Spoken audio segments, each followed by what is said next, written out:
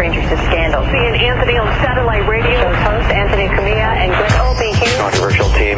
Comment profanity linked to Opie and Anthony. Opie and Anthony apologizing for yet another raunchy gag. The Opie and Anthony show. Is this the last straw for the raunchy radio duo?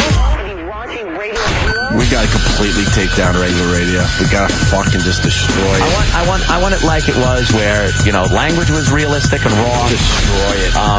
Sexual content is realistic, and just fucking people reacting with people is realistic. Sit the fuck back. I'm being a trumpeter. I got a catchy name. Shit Radio. All right, we hit a low here. We have contact. Oh my God, Jimmy's face is all over her pussy. Oh, look at how small my butthole is. That's funny. This is Shit Radio. And it fucking stinks. It stinks. But enough of this palaver. Let's get the show on the road.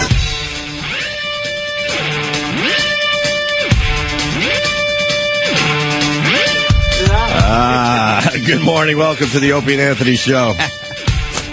What day is today? Tuesday? Tuesday. Yes. Oh my God, today's Ozzy Day, right? Is he in Yes. Ozzy Osbourne. What? Little Jimmy was so excited. I didn't even remember he was coming in. Oh, I'm sure you didn't. I Like thought that was next Christmas. week. It's like Christmas for you. See, were you awake all night? I slept pretty well last night, but I nod off and go, Ozzy! I believe me, I would wake up and go, the clock, where's the clock? I'm okay, I didn't oversleep. That is the worst feeling ever. You're so gay for Ozzy. I'm not gay, I just, a boy likes Ozzy. No, homo gay. It's You're not just gay homo if for it's him. Ozzy. We all know that. You're That is gay true. for him. Not homo. You're just fag for him. It's not a gay per- if it's out of respect. Right. There's not a man alive that would call you a faggot for sucking Ozzy's cock. Exactly. Because it's Ozzy. As long as you hum Iron Man while you do it. Oh, yeah. That's the last thing he probably wants to hear if you're blowing him, by the way. Yeah, Ozzy Osbourne doing the other radio show. And then coming over here. Yeah, You know. and doing other stuff too with Boneyard. That's why I like being here. No, we're the other radio show. Oh. His appearance is being promoted everywhere except for our show, and we'll give the best interview, really? and we will have the best time with Ozzy. But that's just how it works in this world. Absolutely, we know that. Jets prediction. Jets had a great year. Now all the players and the coaches, we had a fine year. Fine year. I Told you that would happen. I heard on the news that they're just like, and we talked to some of the Jets the day after the big loss and stuff. When they come, it's like, what is their opinion going to change? Yeah, no, I'm glad we lost. Well, Yeah, I'm pretty glad. The fact is, yeah, as a Jets fan, we had a great year. But now we're heading to 42 years without an appearance in the Super Bowl. Yeah. That's what it comes down to in the end. You're not going to remember that we had a really good year in 2009, 2010. Yep. It's all about winning the big game. The big game. The big game. Come on in for the big win. Yeah. Come on in for the big win, son. What's that? Some guys, come on in for the big win. Guys, the best. And the Pro Bowl is this weekend, which is the dumbest. We were just talking about this stuff, so we might as well throw it on the air. Yeah. Pro Bowl is the dumbest fucking event in sports. The baseball Pro Bowl kind of a thing. Baseball All-Star game. The All-Star game is kind of cool because they do like the home run thing, and yeah, baseball's good. That's kind of cool. I know you're not a basketball fan, but the All-Star game and the NBA All-Star game is and he pretty. did the dunk thing. It's pretty strong. Yeah, that's all right. The whole too. weekend is pretty strong, and the game itself is a lot of fun. That's pretty to cool. watch.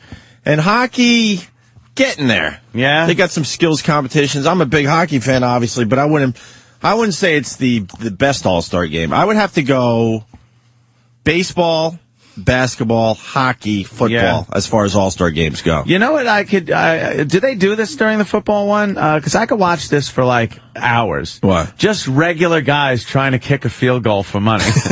Like for some reason, that is entertaining as hell for me. They should do stuff like that. Because the crowd is just like, oh yeah, and they laugh at him when it just bounces down the friggin' sideline. Regular guys meaning what? Fans or? Yeah, fans. Oh, I was thinking the players themselves. You get those animal linebackers trying to kick field goals, and then you get the punters to try to throw the ball. Well, that would be hilarious. That's happened in games sometimes, and that's pretty tragic. Oh, yeah. I like when, it's like, and if you're sitting in seat number 325, and you come out? then you come out.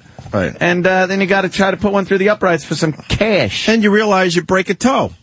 Yeah. Because you don't kick it right. and you don't know how to kick it. Because none of us have kicked a football since we were 12, 13 years old. Yeah. Oh, I know there's a few of you animals that played high school football. Relax. But for the most part, we haven't kicked anything since we were 12, 13, 14 years old, before we discovered girls. Yeah. And then we stopped kicking shit. I like hockey when they put that big wooden thing up that's just a little hole the size of the puck. Yeah. And you got to go half ice and shoot it in there. Yeah.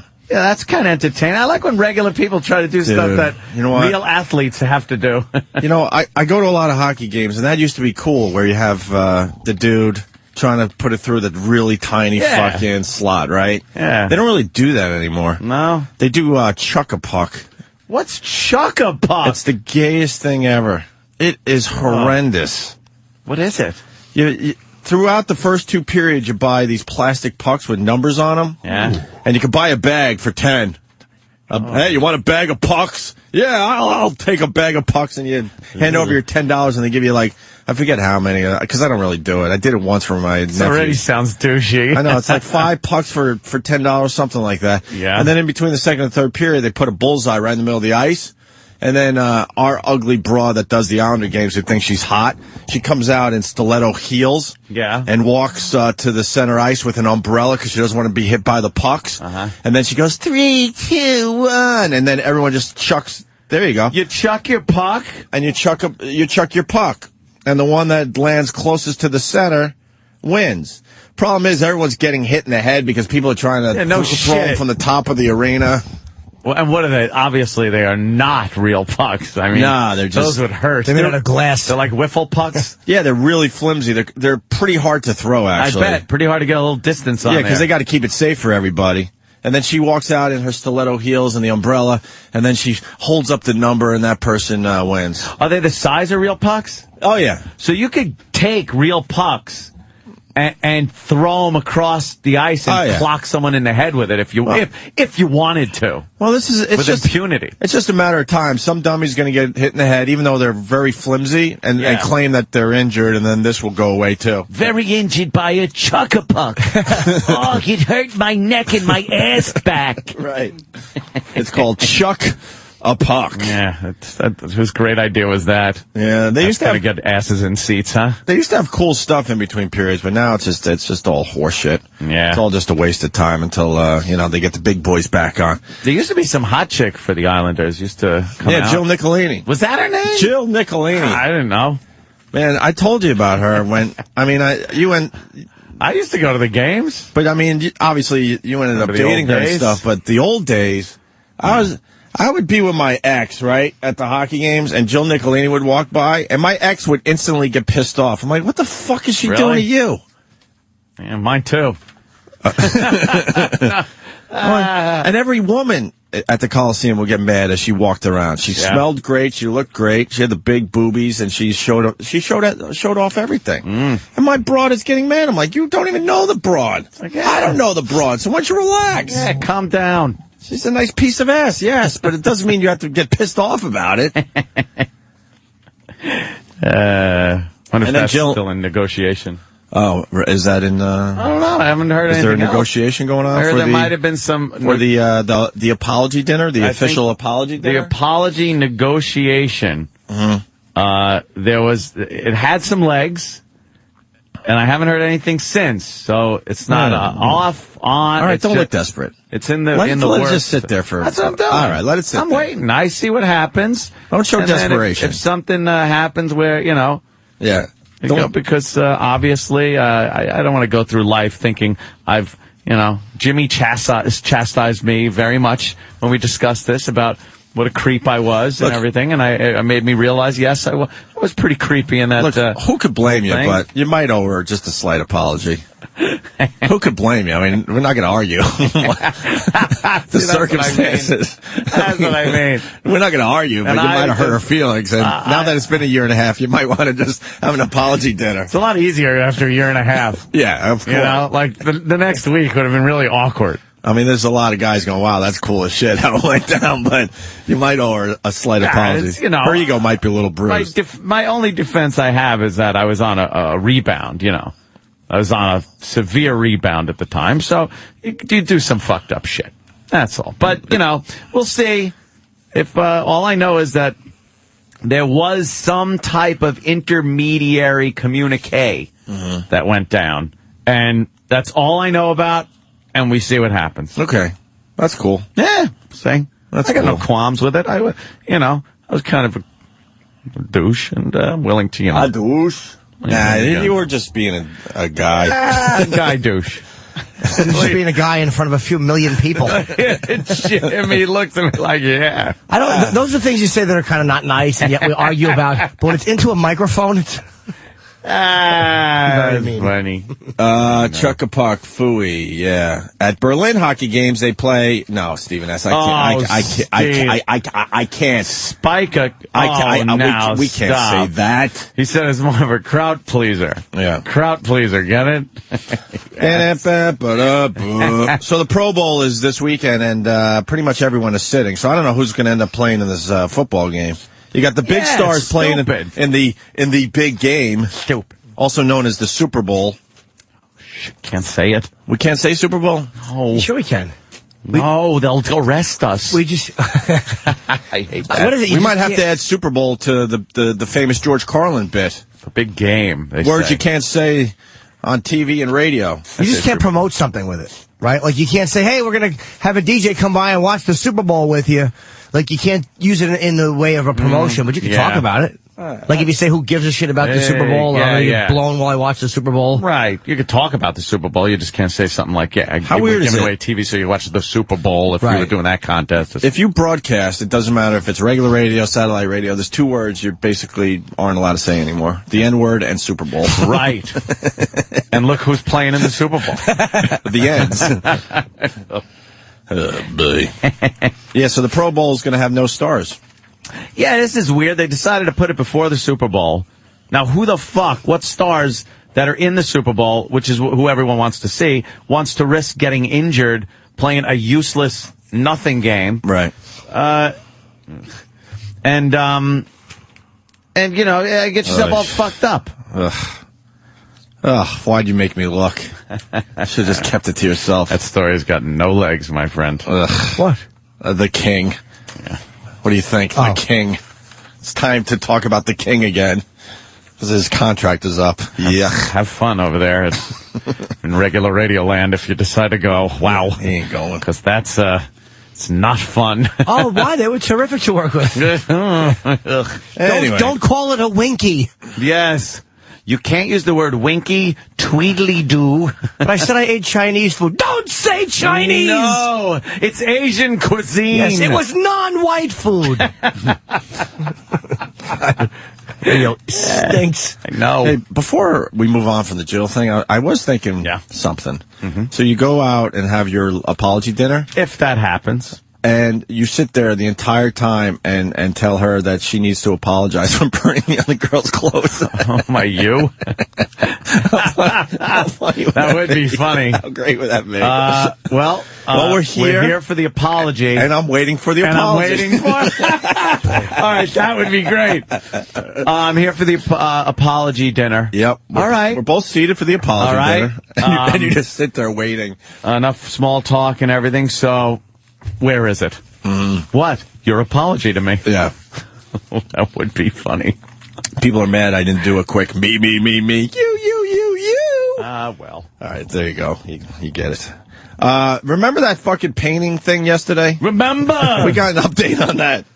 that woman that put her ass through the fucking painting? Was it her ass? Yeah. Did she fall? I think she, fell and her ass hit it. She fell backwards into My it? ass. Backwards? I Yeah. thought she kind of fell, and then you know how you take that big step to try to balance yourself, and then right through it? Foot goes through a Picasso. I thought it was her ass. I don't know. A Funnier woman... if it's her ass. A woman who lost her balance and tore a hole in the Pablo Picasso painting at the Met likely cut the 130 million painting's value. Holy shit, I should have read this before I went on the air. Oh, no. The painting was worth $130 million. 130 million. This fucking dummy falls into the painting. They're having some kind of workshop where they trust these dummies in front of these valuable paintings, right? She falls, whether it was ass into the painting or stepped into it, whatever. Caused a 6-inch tear at the bottom. What did they say? It wasn't near the focal point of the Right. painting? Yeah, it's a 6-foot painting. It's giant. Okay. Well, the painting was worth $130 million. It's now worth $65 million.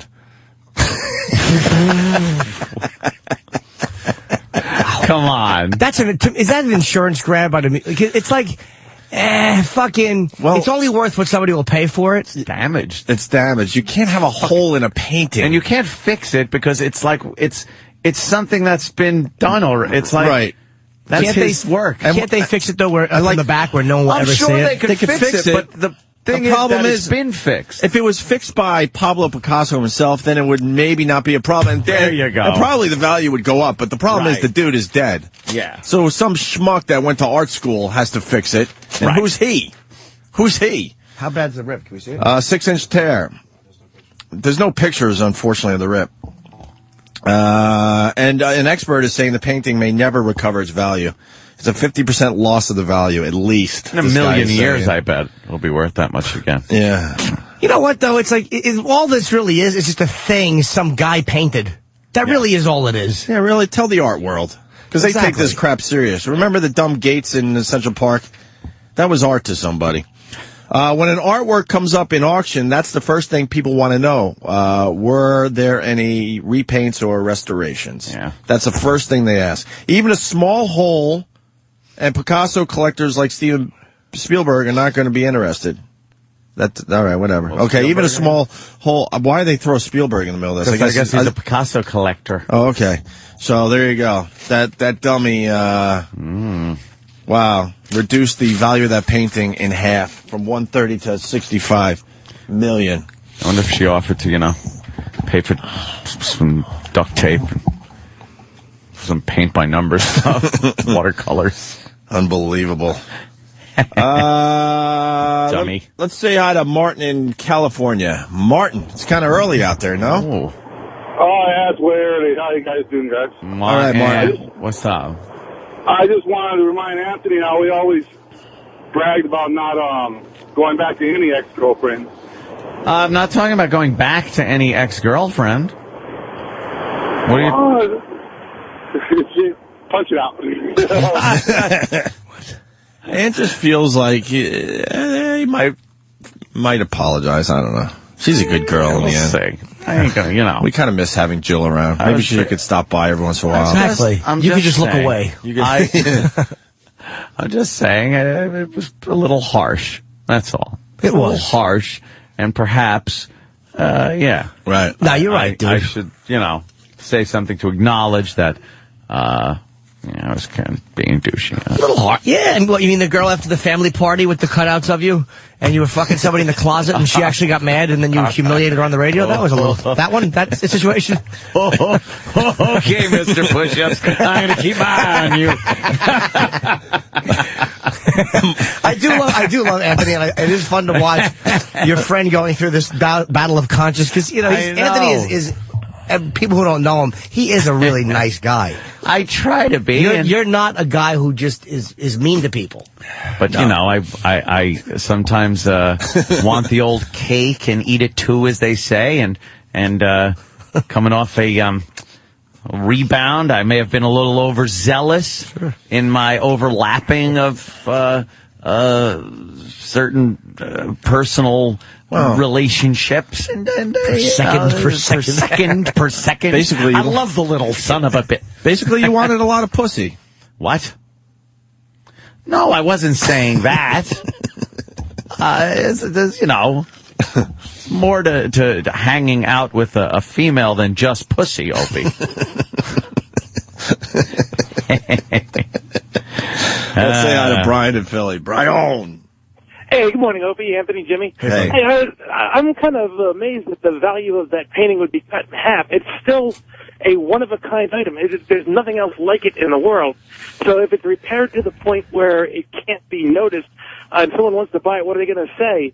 Like, it's damaged, I'm going to buy something else? Well, these people buy this stuff as investments. They don't buy it because it looks good in their apartment. Because if that was the case, then you're getting a great bargain. You're like, fuck, I could get a Picasso for $65 million if you live in that type of world with those type of numbers. You got Ferrari that's brand new out of the showroom, and then you get another one that's been wrecked and then fixed. Right. Which one are you going to pay more for? Right. But Ferraris, they make several of Ferraris. It's not a unique one of a kind item. This painting is the only one of its kind. It can never be made again. You know what I would do? I would try to collect $65 million. I would buy the Picasso painting. I would. And then I would exhume the body of Pablo Picasso. And then I would get a young art student to just kind of hold his hand. Hold the brush in his rotting hand. And have Picasso himself technically fix the painting. He's actually touching up the painting. That would be a good one. Imagine. And then wow. Then you advertise it to the world that Pablo Picasso himself fixed this painting from beyond the grave. I think you got something there. But what you got to do is exhume the body. Exhume. A word we don't like around here. Exhume.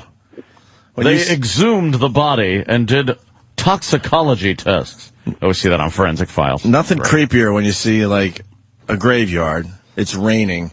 And here comes the tractor and the backhoe to exhume the body. Yeah. That is creepy. Anyway. I was watching some great shows on Forensic Files and that stuff. And then I came across a new show. It's called, I don't know, like Parole or something. Parole. That sounds cool. And it's these people that are obviously in prison, and they go through their crimes. Parole board, it's called. They go through their crimes and tell them what they did, and then they show them sitting before the parole board and giving their spiel, and then the parole board going, fuck you. So we're going to have to deny your parole at this time. And other people they let out. I'm sitting there going, why are they letting this motherfucker out? And then they give you a little update. Oh, he was arrested the next year. It's a tough spot because no one wants to hire anyone that has a record. Exactly. If you have a little record, an employer looks the other way, right? I mean, that doesn't look the other way. It doesn't hire you. They had one guy that was up for parole. So what do you expect from these guys if they really mean to have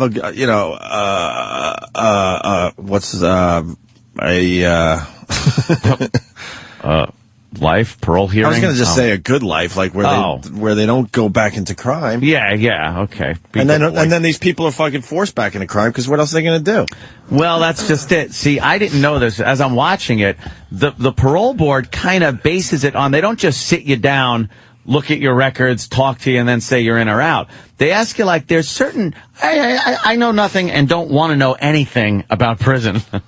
But apparently there's these little, like, programs you go to and classes and things, and they recommend them to you. Mm-hmm. If you're a drug addict or a drunk, they recommend certain programs for you. Sexual deviant, there's programs, there's jobs, education programs, things like that. And if you're denied parole, they tell you, look, here's what you need to do before your next parole hearing, and then we'll consider it again. And if they come back and they go, well, we recommended you do this program, did you complete it? And they go, no, it shows that, like, you're really not fucking, gung-ho about it. Right. Why wouldn't you complete a program? Well, that's just it. There's a lot of lazy bums in there and thugs that aren't willing to do anything but sit and rot in prison. And then there's some people that go above and beyond the programs that they give them and have been locked up for a lot of years for maybe nonviolent crimes or something like that. And then they recommend them for parole. They get out. They go to out programs and stuff like that. And some of them work out. Right. Some of them actually worked out. But a large percentage of the ones I watched got locked back up again. Oh, really? Yeah. and it was cool because they went to different places and they showed how different it is in, like, one was Nevada, one was New Jersey, the other one was Hawaii. One is West Virginia. And Hawaii, what pricks. Like, you gotta have a lawyer there, and they're yelling at the convicts and shit. And then, like, West Virginia, they're just like, hello, sir, sit down, and well, that's why everyone. You gotta do. But that makes sense. That's why everyone wants to go to Hawaii. Yeah, because I'm also watching there's no riffraff on the streets. I'm watching them walk around the yard in Hawaii, and, like, it's a giant open kind of atrium, and it's like, the guy's in Hawaii. It's not a bad place to do your time. I mean, he's walking around in Hawaii. When you got the sky over his head. When you get your hour outside, it's under palm trees. It's nice. People pay a lot of money for that. But that one sex offender guy that was just a real fucking deviant, and he was only in there for like a year, and he was trying to get out. He's before the parole board. How he got the ability to even get before the board after a year is amazing. Yeah. It was a 16-year-old girl, He didn't even know her, just runs up to her, starts choking her, puts her face in a gravel in a driveway, drags her down an alley. He's fucking diddling her and shit and molesting her. And because she didn't want to testify because she was so fucked up, they gave him a plea deal for attempted assault and stuff. So it was like they didn't let him out, but he's not going to serve that much time. Jesus. Why do you Really think fucked up. Is it because without her they might not have had the physical evidence? Maybe. They didn't go that deep into the case, but it's like, all right, she doesn't want to testify. She's traumatized. But this guy admittedly did it. He had priors. He had prior sexual convictions.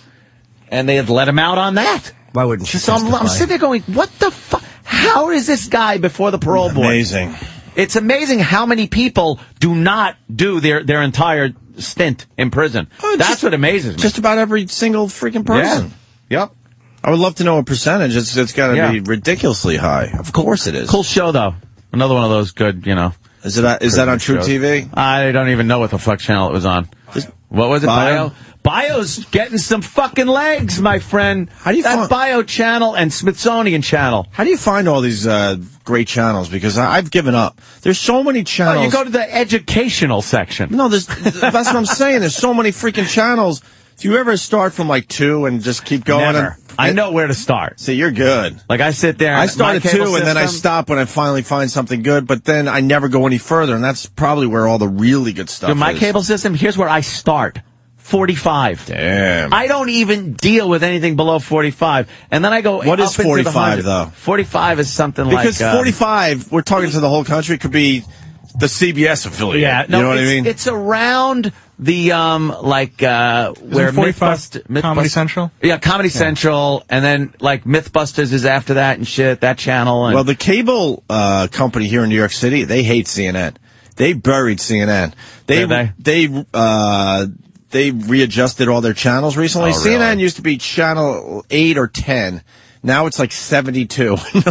It is buried. So all my I wonder news what that's channels are about. together. Oh no, they fucked that up too. And there's a thing you can go to on my cable network now where you hit. I know, a I'm button, jealous of this. I know exactly and where you you're get going. like 8 screens of the news, and you can just click on any one, and it's all like the news Jimmy, channels. it's the greatest thing ever. So if a big story's going down, boom, boom, boom, boom. When I was on vacation on the West Coast, they had that, and I was just laying in bed. Right. Just watching 8 news channels at once, and then if one has a really good fucking story, you just click and it goes full screen. Yeah, it is the best like feature McFly ever. sitting there. What? Give me channel 38, 37, 26. And what network is that?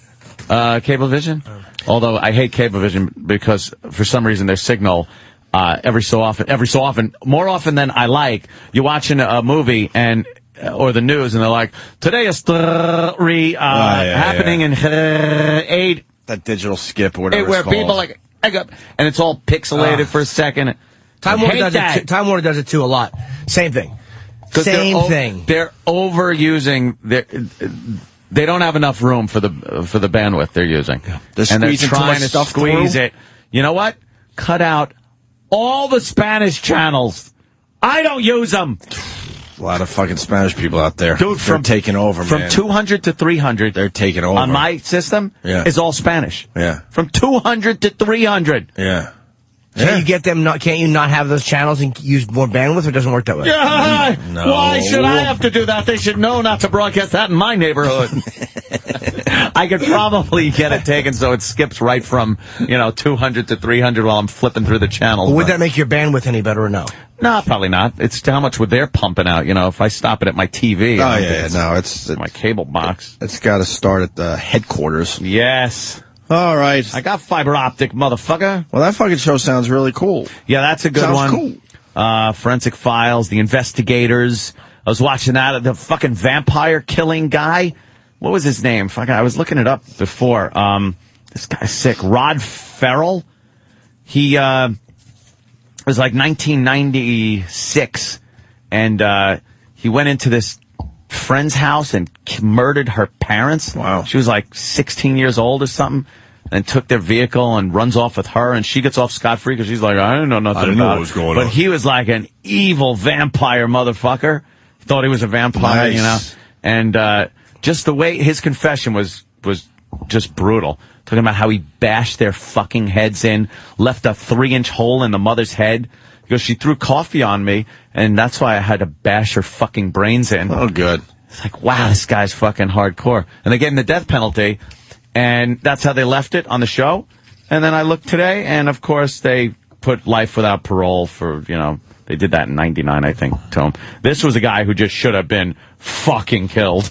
Well, people would argue no. Well, they did. No one has the right to fucking die. Yeah. Blah, blah, blah. Because he was 16 at the time, I guess. But really? He was all fucked up. He's not going to be a productive member of anything, so get rid of him. Oh, the Jets are still playing. Awesome. What happened? What happened? Oh, did you see a replay? Oh, it's a replay, Opie. Oh. See? Oh. No, they no do-overs. Oh, I thought they brought everyone back. A mistake had been made. They have to replay part I of it. thought a mistake was made and they had to bring everyone back. Fuck. All right, why don't we take our first break? We got to talk about Tiger Woods. You know what? The story What's up with Tiger? Let me tell you something. something. A jam? Let me tell you something about this radio show you listen to. We are really good. We are actually close to great. When the Tiger Woods story broke, we told everyone exactly what happened, and now, a mere 3-4 months later, they're telling the same story we said. We know Day what happened. one. We know what happened. Just Google it. Google it. We know what happened. We were the ones that said it first. I mean, we got news calling us, 1,000 million news agencies were calling. I had to tell my agent just to keep him away. Google it. Google it. Google it. Day fucking one, we had the story. Yeah. And, but it's pretty similar to what we told, or what we said. We had a big, right out of the box. A big red flag and an uh-oh. We started when saying, they just said, like, there was an accident and he backed into this and pulled it. We all just went, uh-oh. Yep. Not like, oh, what happened? Maybe the accelerator's stuck. I guess wrong. What did you say? I said I think that they had a craving for Kit Kats, and he had rushed out gallantly to get them. They're delicious. But that was just a miscalc. And his wife was just not a good golfer and was trying to hit the ball before he got home, and she hit his truck. Remember? That could have happened, but it didn't. He liked to fuck a lot of whores. What a dope he is. Jesus, what a rookie. So, well, wait till you hear what he did. I know. The new right after the break, we'll good. get right into it. And the Nancy Kerrigan story is another story we bring up on the show a lot, where a lot of people out there, your parents, and you're raising your own fucking murderer. Yeah. And that's exactly what happened with this whole Nancy Kerrigan situation. Allegedly. Allegedly, of course, and we'll explain it after the break.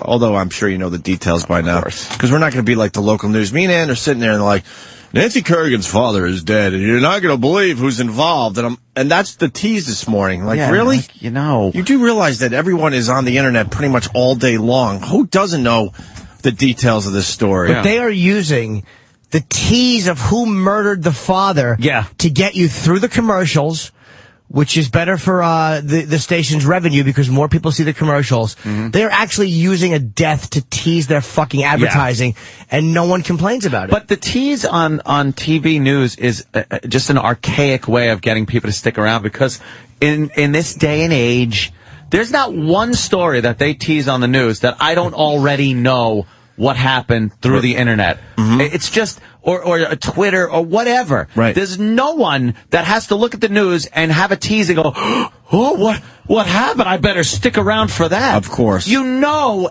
everything they're going to be talking about. An extreme small percent of the viewers are sticking around because they don't know. Fucking fossilized people that have no clue what the internet is about. I'm sure there's a few, but not worth like teasing it for the masses. They really have to come up with a new strategy. Yeah, they got to figure it out because at this point everyone knows the stories before you tell them on the news. 3D news. 3D news How about would work. 3D news With big booby. Ooh, if it worked for Avatar. Ooh. Here goes Ann again, but he hasn't seen the movie. By the way, it beat Titanic, so it's now the #1 grossing movie ever. It's my new favorite bit that you're so mad at Avatar and you haven't even fucking seen it. I don't need to say it. You have a lot to say about a movie you haven't seen. 3D. If it wasn't 3D, it wouldn't have fucking grossed as much. That is so a it's fact. a gimmick movie. That is true. Gimmick. Well, that's like saying, okay, I am going to write a shitty-ass fucking movie, okay? Mm-hmm. Shitty-ass movie, put it in the theaters. And everyone that comes in gets a blowjob from a prostitute or something. Fuck. You just line up the chicks in front of the seats, and you get blowjob. #1 grossing film in the country. Not really. In days. You're not thinking. Why? You still got to get the female audience to get those #1 numbers. The guys will come back more times. All right, you I'm figured going to that get out. repeat viewings of a shitty-ass movie. I could play that stupid Paul O movie. Shit. Hey, after Avatar, anything's possible. Man. Oh, that's true. Anything is possible. 3D. It's got to be great. But you have to have an imaginary planet that sounds cool. Like Pandora. Pandora. We must save the trees. Please see Avatar so we could really... I will. Because I like the movie, but now I'm ready to completely bash it. Because that's what I need to do in my world. Even stuff I really like, I got to completely just destroy and bash. I'm ready for that. Yes. So you got to see Avatar so we can have a field day. Wait till you see them. Wait till you see them docking. I'm probably going to go. There's a lot of docking in Avatar. I'll probably come in and be like, it was the most amazing movie I've ever seen. No. Oh my God, I was crying. Painted blue. The little Avatar creature. Yes. I want to be one. Well, this guy wants to agree with Anthony on his Avatar review, even though Anthony hasn't seen Avatar. Of course. Cal in New Jersey. And you're so right on this. Avatar is just a piece of shit. The visuals are amazing, but the story is just absolute shit. So it's gimmick movie. Well, The 3D gimmick, total gimmick got the movie, the press it got, and the reason that it's now #1 over Titanic is because of the gimmicky 3D. Why do you think the story was shit? Because everything in the story was done in James Cameron's other movies. I mean, and plus, the main plot is just dances with wolves. Well, you got a little Dances with Wolves, Pocahontas type thing happening, but the storyline isn't shit. It's not the, it's not the greatest story you're going to see on film, but what's Titanic? Sir, what's Titanic a great story? Basically, the story was the ship goes under the water. How do they fall in love so quickly? They're only on a ship for a couple days. People are and have been for a while obsessed with the Titanic. And the whole thing, it's just gotten this, almost glamorous thing to it. They over the years. romanticized it. They romanticized it, exactly. They sure did. And it's like, and then you throw in that fucking love story to get the broads in there, and then you throw in the amazing, at the time, CGI of the ship actually sinking. You watch a movie like A Night to Remember, which was a Titanic movie that was made years ago, black and white. You watch something like that, and then you watch Titanic, and you're like, holy fuck, that's what that ship looked like sinking. That's exactly what that looked like sinking from a life boat. I didn't give a shit. Jack, hold on, Jack. But the broads are all in for that. That's why that movie won. Got #1. They got everybody. But you make a great point. Now we know how the Titanic truly sank. Yeah. That was so fucking... That was like, watching that was like, holy fuck, that's how that went down. Imagine that in 3D? 3D. Why doesn't he do it George Lucas and start redoing his fucking movies in 3D? Yes. George Lucas wants to do that with the Star Wars thing. How's he going to redo... I mean, just take the film. He'll probably take the film, 3D it somehow, and then put some scenes in that are conducive to 3D. Like there'll be a fucking AT-AT looking at you. What are you talking about? Pew, pew, pew. Like no, Star Wars TV. in general. You don't have to jazz it up. If it was just in 3D, it'd be cool as shit. Yeah. Oh yeah. How much mileage is he going to Avatar get out of those movies? How much has he already? It's enough already with Star Wars. Because Avatar didn't just throw 3D shit at you just because they can. That's why I think this was a really good 3D movie. Yeah. It's just, they didn't well, that's just all of a sudden have stuff floating in front of your face so you look like a dummy reaching out thinking you could touch it. I get it. So it's not that type, but it's still a gimmicky thing. It is gimmicky. No. Hey, I gotta ask you a question. George Lucas, did he ever do anything else besides Star Wars movies? Indiana Jones, American Graffiti. Oh, okay. Duh. Okay. But Indiana Jones was kind of done with Spielberg, right? Yeah, I don't think of that as a Lucas movie. I forgot about Indiana American Jones? Graffiti, though. I forgot about that. Good movie, overrated, good. I forgot about Just it. big names in it. All right. I'm not sure. I haven't seen that in years, and it was kind of, if you look at it now, it doesn't date well. Not the fact that it's a fucking period piece, but like they kind of do that split screen Woodstocky thing, and that makes it look old. Right. But was it directed well? Like, were the scenes shot? Honestly, don't. Because I remember it kind of looking very cool and late 50s-ish with the lights and everything. I think he might have done a good job on that. Maybe. I remember because I was watching it recently in a diner in L.A. Mel's Diner actually is where it was shot. Yeah. And they have it running there constantly. Oh, they do? Yeah. It's like when you're eating, it's like on a couple of screens. And, it's Dreyfuss and Ron Howard and Cindy Williams. It was a big cast, but. Yeah. I kind of and one of the Phillips broads. Was Mackenzie Phillips in that? Mackenzie was a little Mackenzie thing, right? Was in there. Yeah. Yeah, but she was a big girl already. Oh, yeah. The Portum Baldies, the Duckies. Let's say hi to Kent, the movie guy. Kent. Oh, boy. You got to guys, I just want to say, I think there's a great reason why Avatar has a really simple storyline. And it's easy to take in for mass audiences. A lot of people don't necessarily like science fiction, but you put a simple storyline out there, and then you just wow them with great visuals, and when you go back and do a second film, you can, really go deeper with the story. Kind of like how Star Wars is a pretty simple movie, and then Empire Strikes Back, they take everything up to another level. Yeah. Is that true, Ant? Yeah. You're a Star Wars fan. I could see that, sure. I mean, Kent's making a pretty good point. The storyline is very basic, so you don't really have to sit there and figure shit out. Yeah, I mean, you don't want to be thinking the whole time while you're also going, oh my God, this scene's more gorgeous than the last scene, and this scene looks better than that one. Oh, so you can have something that looks spectacular and has a good story because the human mind can't handle it? Yeah. Well, no. I just think the general public aren't. Fuck, he's right, though. The masses? Really? Yeah, unfortunately, that is the truth. Look at the best science fiction film of the past year was Moon, and it didn't really do well because people are like, well, what's it about? Dude, I thought they fucking petered out on that. It looked like it was going to be really good. Moon? Yeah. I want to see Moon. Moon was, I liked it, but if I really liked it, I would have gone online and, looked at what other people were saying about it and shit. It just didn't really grab me. And believe me, I was looking for that motherfucking movie for a long time. And I finally, found it. Playing in a theater, mind you. But it was okay, but not, great. I wouldn't consider that a great movie. I was saying, Thinking Man's type of science fiction. You have that. Yeah. And then you have Avatar, which is completely on the other end of science fiction. Now, what about Aliens? What about Aliens? James Cameron did that? Yeah, he's done a ton of great movies. Now, that was a great movie. A lot of action. Absolutely great movie. Yeah. That, and any of that in Avatar? Can you see any old, he dragged that out of Aliens? That's a good question.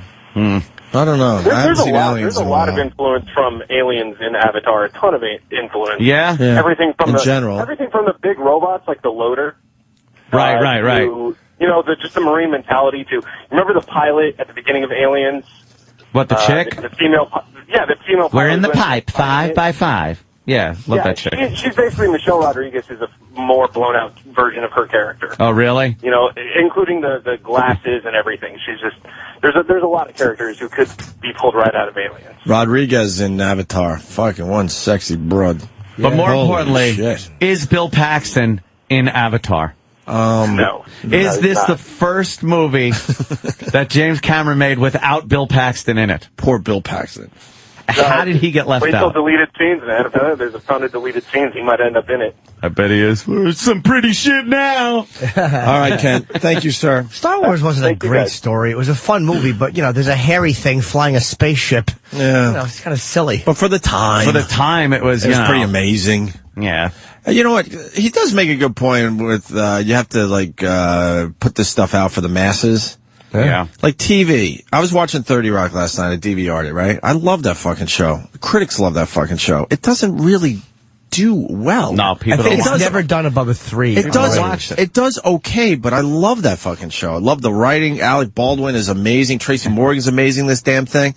No one's watching it. No. As far as network TV numbers go. Stays on, though. They stay on. Stays on, but it's always on the cusp of being canceled because they need just a little more viewership to keep this thing going. Yeah. We'll end up losing 30 Rock eventually. It'll just, but other shows that are dumbed down, they just do way better than 30 Rock. That's just how it is. Unfortunately. Yeah. Oh, yeah. Isn't that fucking 2.5 Men still on? 2.5. How is that still the fuck is watching on? that? The most popular comedy I don't television. get it. I don't get it either. The second I saw that, I'm like, this has to be canceled. And unlike like you, next Anthony, week. I actually watched it, so I could talk about it. I don't need to watch it. No, I have seen it before. It really is my new favorite bit. I haven't seen it. I have watched 2.5 Men, and it's like every other sitcom that came before it. It's the setup. I mean the punchline, setup, punchline, sitcom. No one really talks that way. Bullshit. I hate fucking shows like that. It's the exact same sitcom. The set, the fucking characters. Yeah. Do we have any of that on YouTube? No surprises we don't need to watch is what it is. Trust me, I don't get it. I don't get it, Jimmy. Just like one scene from there. I've never seen it. I've seen the coming attractions, and I love Charlie Sheen, but yeah, it doesn't seem like my kind of show. You know what I realized? I love Charlie Sheen in Platoon. He's Wall another Street? one. Like Wall Street is pretty good. I mean, but was that pre or post? That was after Platoon? 87. That was 87. Yeah. All right. Well, that Platoon era. Sheen. That I like. Anything after that, it just got stupid. You basically liked him when he was like banging hookers. Yeah, perhaps. He was better then. So you like him. Danny likes him in the wife hitting phase. You like him in the hooker phase. I like Picasso. Right. What about the bludgeoning phase? Hey, we got a scene from 2.5 Men. All right. Let's see. Maybe we're missing the boat on this. Open minds, people. Danny just found one random fucking scene on YouTube. All right, it's called what's this 2.5 now? Men. 2.5 Man Eaters. Little setup. Charlie Sheen is in a classroom, I believe.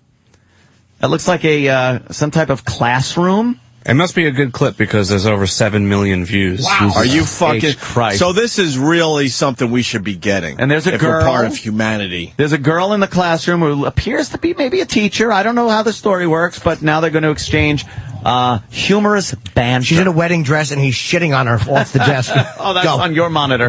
What are you watching? Hey, does Tim Sabian have AIDS? Oh my God, why? I just saw him walking down the hall. Yeah? He's unrecognizable. What happened to him? Lost weight. He can't eat on what they probably pay him around here. I mean, we love the guy, but he's melting away. Yeah. Was that him I just saw walk into a room down the hall? I chatted with him. He's actually like in all kind of good shape. He fucking is on this workout regimen. Honestly. It inspired me to want to do it. Really? But I didn't, obviously. Hey, can we play a bit after the break called... where the fuck is the first one? Goddamn, now it's coming in. Okay. That's a long bit name. If your comedy has a blank, it sucks. Because Blue Heeler started it with, if your comedy has a laugh track, it sucks. Maybe we could come up with a few more after MASH the break. did have a laugh track, and it was good at the time. Hold on, can I tell you something about MASH, though? Yeah. The laugh track was subtle. All the comedies had it when we were growing up. It was a subtle laugh track. It was it pumped up the jokes slightly. Now it's like they're just pumping up laughs where nothing funny is being said. Yeah. That was indicative of the time with MASH. I think on the DVDs you can shut the laugh track off. Really? I'm almost positive you can. Somebody can maybe correct me on that. Didn't they do an episode without a laugh Oh, track? they did I think at the end, the end they didn't have them. Really? They didn't have it in the last couple of years. They started realizing that it didn't make sense anymore. I remember being big news once that they we're going to do this episode of MASH without the laugh track. Right. Like MASH used to get a lot of press by doing kind of like new things. They would do an episode in real time once where some soldier was wounded and they had a clock in the bottom right-hand corner and they had to save him by a certain time, and like they were always trying some weird friggin' different things. The black and white episodes they would do. Yeah, the interview episodes, right, where they were doing an interview and it was black and white. Yeah. The cursing. You'd occasionly hear, like when Hawkeye called Mako a son of a bitch. He's like, you had never heard that on television Don't let the bastards win, and couldn't believe you just heard that on CBS. Oh, wow. And you couldn't even rewind it to watch it again. I know. Kevin from Connecticut, if your comedy has a gay guy, it sucks. Oh, yeah. Not true. I mean, Psychotic, if your comedy has a fat man married to a hot woman, it sucks. I agree with that.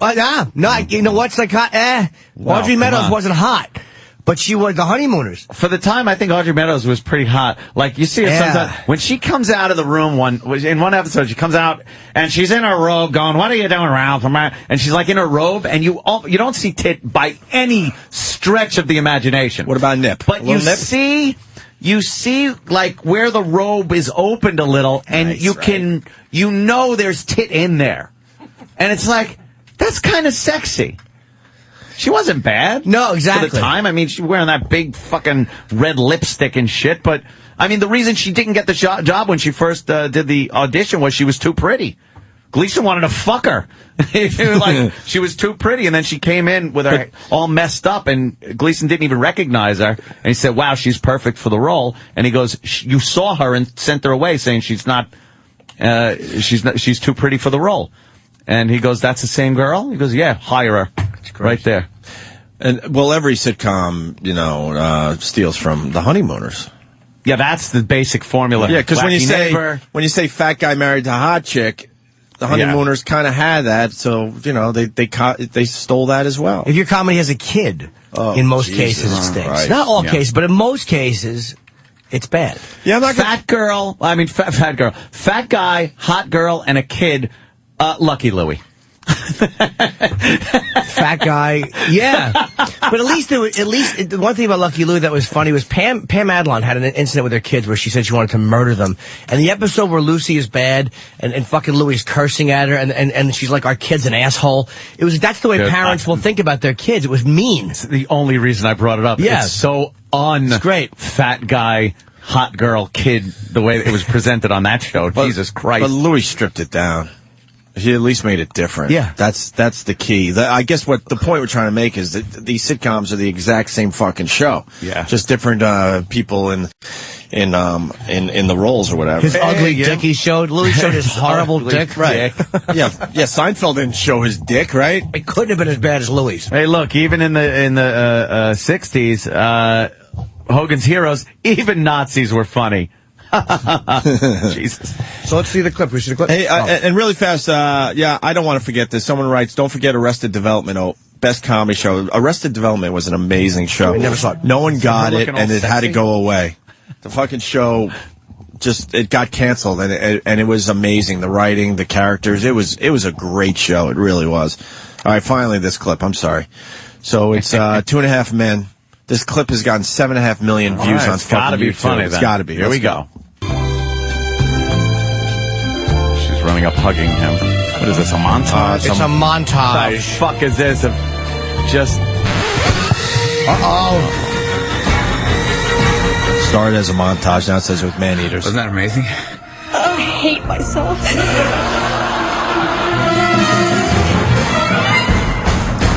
Charlie Sheen. Are you ready for me? All right, we got to stop this. Let's cut our losses. We can find another clip. It's more of a montage there isn't of just stuff. a dialogue. We need a dialogue. Just dialogue. A quick scene from 2.5 Men. But by the way, that sucked.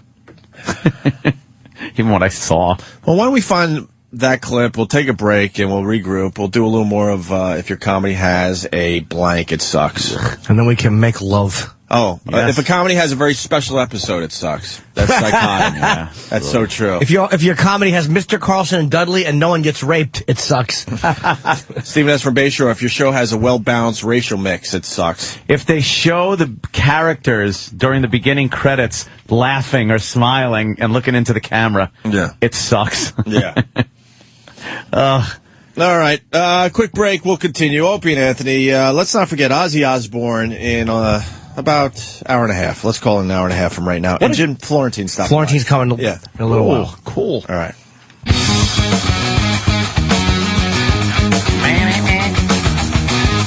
Van Halen, right? Which song, though? Which one, Ant? Which one? It's the one where David Lee Roth goes, Mean Streets. Mean Streets? I should have had this one. Eddie Van Halen, 55 years old today. Me and Travis work together, and we're not even talking between the breaks. He knew to play a little Van Halen, and then I go, oh, Eddie Van Halen's birthday, 55. You think he'll blow out his candles and his tongue will fly out? Take that, stupid. And here's one for the people. Remember when Billy Joel crashed into that tree? The house of the tree. The house of the tree. The tree. All right. Maybe it was a house-tree combo. I don't know. It could have been. How many accidents has he had? Quite a few on Long Island. It was the famous one where he crashed into a tree, which I believe was right in front of the house. Guess how many years ago that was? Oh, my God. This is depressing. How many? 10? 7. All right. That's 7 years ago already. Jesus. 7. And then another quick little thing. Which game had more people watching? The Jets and Colts or the Vikings Saints? Oh, wow. Good one. For real or Jets Colts? Had to be, right? Yeah, I know this is useless shit, but it gets people thinking. I'm just thinking as they're having had their to first be. cup of coffee. Vikings Saints because of Favre. Nope. Which game had more people watching? You say, Jimmy, Vikings Saints because of Favre? Just because of Favre. Here's my logic. And Anthony says Jets Colts had more people New watching. York's always going to draw a fuckload of people. It was the first. It was the first game that was on. Come on. It was Sunday afternoon. Come on, bring it home, Anthony. Bring it home. And fucking show your knowledge. And you're looking at one of the best quarterbacks in the history of quarterbacking. Peyton Manning? Yeah. Very good, but you're wrong. Oh, Jimmy's right. Which I would have went with the Jets Colts myself because the big New York market.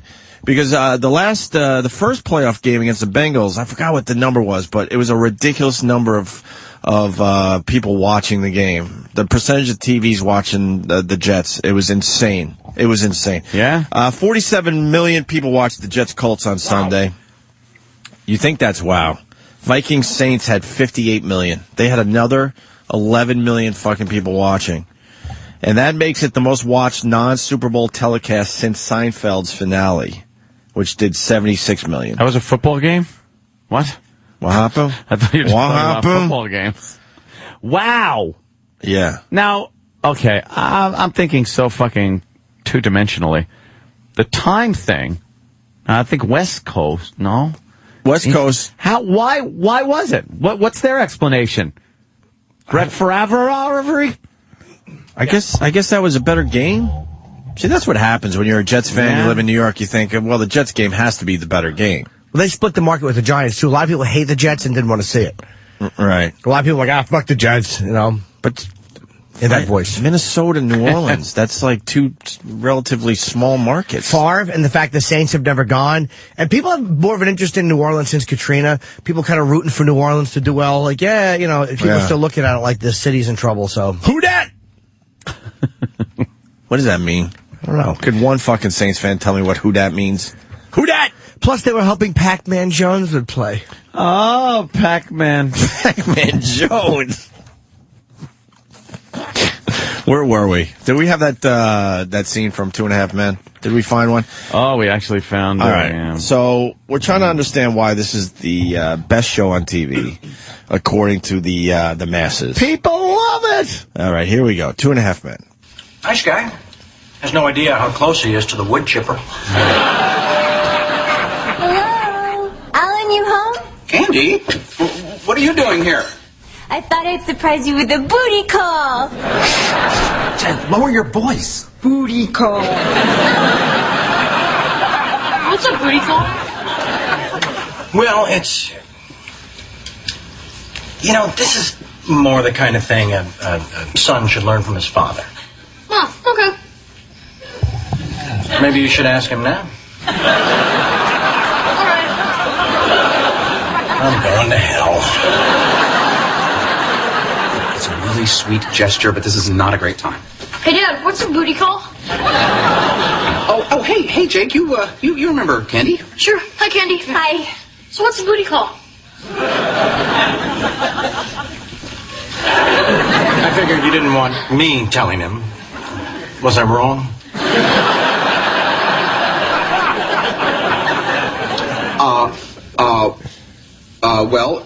Jake, it means that Candy came by to do her laundry. Hamina, yeah.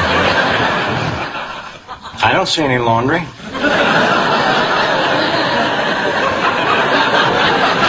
Oh my God, how long Charlie. is this? Always the eye for detail.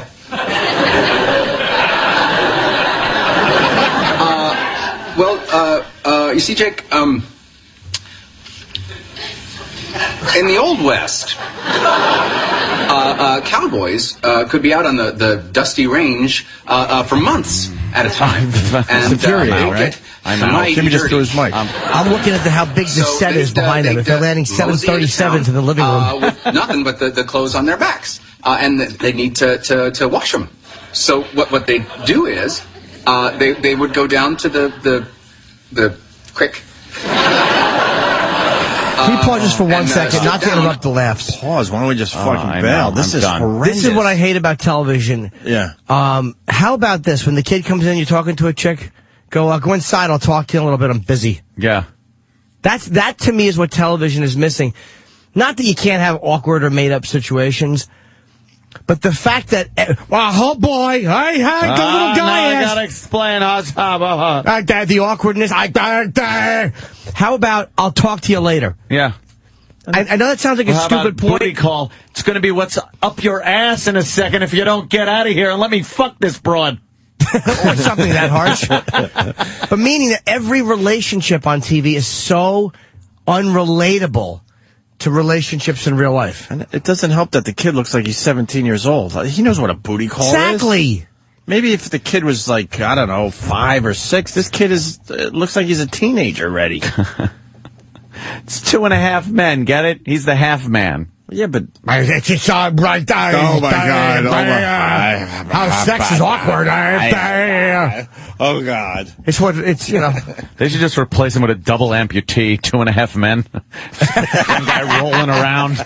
No jokes at all. But that's what it's all cutesy, fake awkwardness. Silly. Yeah, it's that, well, it just goes on and on. Well, let's like see the how it same ends, joke. guys. Yes. It's less than a minute. Right. Hopefully with a Kid. self-inflicted gunshot wound. Awkward. Let's go. Let's see how this booty call thing ends. Until they were wearing nothing but their boots. Why'd they keep their boots on? You get it. Rattlesnakes. Anyway, in order to warn people who were swimming that the naked cowboy was on his way, he would yell or if you will call booty, booty. Ergo the booty call. Wow. Alan, you really make history fun. Well, thank you. So when did it start meaning casual sex? That's the punchline. Why don't you go play a video game or something? Okay. Great. Hey, Candy, you want to come to my birthday party tomorrow? Sure. How old are you going to be? 12. Happy bar mitzvah. Hottest show on TV. There you go. 11-year-old There you doesn't go. know what a booty call is? Yeah. Dude, I started checking my Twitter, and we're trying to do the bit. I'm sitting here trying to watch. I bailed. That is horrid. It's the number one show.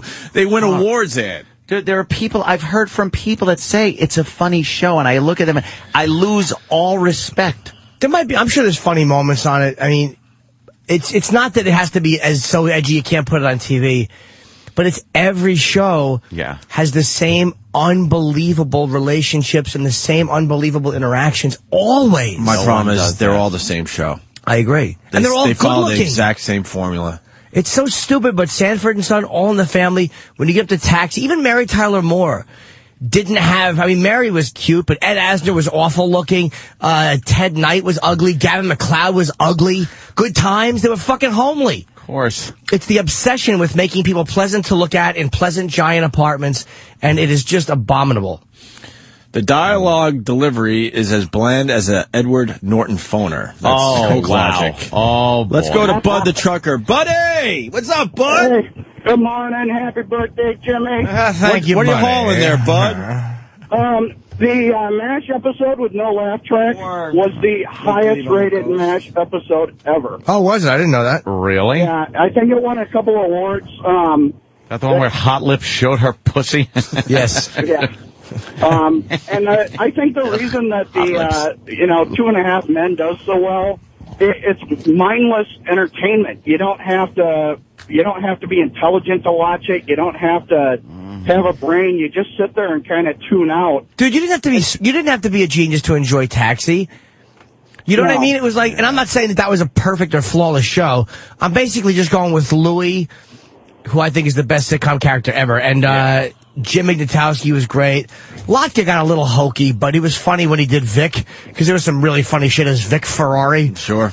There was some really funny moments on that show. You got to look at what they're producing for the masses, and look at the people that are watching it. If it's a #1 show, look at NASCAR. How many people watch that? And it's just mindless entertainment going around and around and around. So I think they dumb it down, and it's just something you can watch without having to think. Yeah, I don't know, man. Maybe that's part of it, but all right. Yeah. Thanks, boys. I'm not saying that they should be intellectually so great. It's just that there's this forced, it's an unbelievable fantasy world niceness. It doesn't make sense to me. And the laugh track is just again every other second. What do they feel like if there's just silence? That's bad. Very bad. I love Louis C.K. for never allowing the laughs to be sweetened. Even Seinfeld did it. All the sitcoms do. Even like I'm sure that got laughs, a lot of laughs. But they temper it and they raise, and so it sounds flawless. And Groucho said that the laugh track ruined comedy because you didn't have to be funny. He's right. You don't get that when you do stand up. There's no fucking laugh track. You know what I would love to do? It's impossible. You take the laugh track out of that. I want to hear that exact same scene without a laugh track. It would sound so awkward and dry. That's why the British Office is so amazing, because it didn't use a laugh track. It just let those moments hang there like they do in real life. Thank God, because that's the way that worked, because it was so uncomfortable and funny. You didn't need to know where to fucking laugh. It's a funny show. I'm Alan Partridge. It's not. You're right. I never heard of it. I'm sorry. We interviewed Steve Coogan. It was in England. They used a laugh track, though. It was a weird show about a guy who was a radio show host. And it was a very, very funny show. But they used a laugh track in outside scenes. And it did actually work for the show. Yeah. But it probably would have been better without the laugh track. All right, we're going to find out what Who Dat is all about. Mike in New Orleans. What's up, Mikey? Good evening. Congrats on your Saints, and I hope they beat the Colts.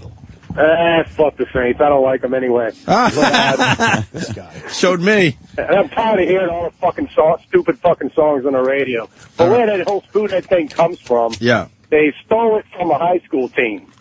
The Lumberjacks in northern Louisiana. And it also just proves that our public school system sucks, and we have way too many fucking golfers here. All right, Mike. All right. And he's gone. Supposedly the full phrase is, who dat say they gonna beat them Saints? That's good. Oh, Christ. Your city's known for that. That's terrific. Who dat say they gonna beat them Saints? And then this guy writes, it means, who says they can beat the Saints as a rhetorical question? The response is, nobody. That's awful me. Thank you. Let's go to Chris on Long Island. Chris. First of all, fuck you guys for Toodly Doo. Last night I was humming it after the replay. We got a new version of Toodly Doo that came in from DJ Damage that we're going to play in a minute or two. I've never heard. Go ahead there, Chris. Modern Family. It's a new show on ABC. Ed O'Neill. Yeah. No laugh track. Funny as hell. First week, they made two jokes about there's a gay couple who adopted an Asian baby. They named her Lily, and one of the guys goes, why'd you give her a name that she can't pronounce? That's funny. That's funny. And then later Ed O'Neill called her a little pot sticker. And then 2 weeks ago, he called her a fortune cookie. So there you go. That's a bit edgy. I'm hearing good things about Modern Family. I've taken a peek here and there, but I haven't really watched the whole episode. Yeah, I would say please, if anybody's interested in those kind of jokes, watch it and keep the show on the air because it's a funny fucking show. Right on. Modern Family. Later, boys. All right, thank you, sir. All right. You want to hear the new Pope song by DJ Damage? Taking Jimmy's bit? Yeah. What? Is there a phone on? Hold on 1 second. Yeah, DJ Damage came up with this, took Jimmy's Pope song. Oh, okay. And pumped it up. Right away, the Pope's a pretty good song, too. I don't know if you've heard that No, it's not. It's not bad. I think I know that one. Does it go like this? Oh, the Pope wears a pointy white hat. Doodly-doo. Oh, I like that. Doodly-doo. Doodly-doo. Oh. the Pope speaks Latin. Doodly-doo. Doodly-doo. Doodly-doo. And the Pope doesn't use dirty language. Doodly-doo. Doodly-doo. Doodly-doo. Doodly-doo. Oh, the Pope enjoys the view from the balcony. Doodly-doo. Doodly-doo. Oh, the Pope apologized for the church. Toodly-doo. Toodly-doo. Toodly-doo. Oh, the Pope, when he apologized, his fingers were crossed. Toodly-doo. Toodly-doo. The Pope was overheard. Motherfucking AT&T service. Toodly-doo. Toodly-doo. Toodly-doo. Toodly-doo.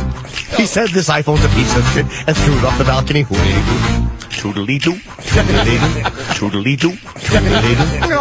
Oh, the Pope really digs Mel Gibson's movies. Toodly-doo. Toodly-doo. Let me say hi to Steve in Connecticut. Steve. Yes. Hello. In Connecticut CT. Cocktease. Oh, the Pope finds Steve C's lifestyle abhorrent. Toodly-doo. Toodly-doo. Toodly-doo. Toodly-doo. Oh, the Pope wants Satan to smite Steve C. Toodly-doo. Toodly-doo. Toodly-doo. Oh, the Pope thinks Larry King is an irrelevant ass. Toodly-doo. Larry. Oh, how important is the hoodly-doo? Toodly-doo. Toodly-doo. Toodly-doo. Toodly-doo. Toodly-doo. Toodly-doo. Toodly-doo. Not bad. Not bad. Well, Not bad at all. I like it. Yeah. Toodly-doo. Doodly-doo. That's DJ Damage. See? It's funny. See? It's funny, everybody. It's funny. See? Now it makes sense.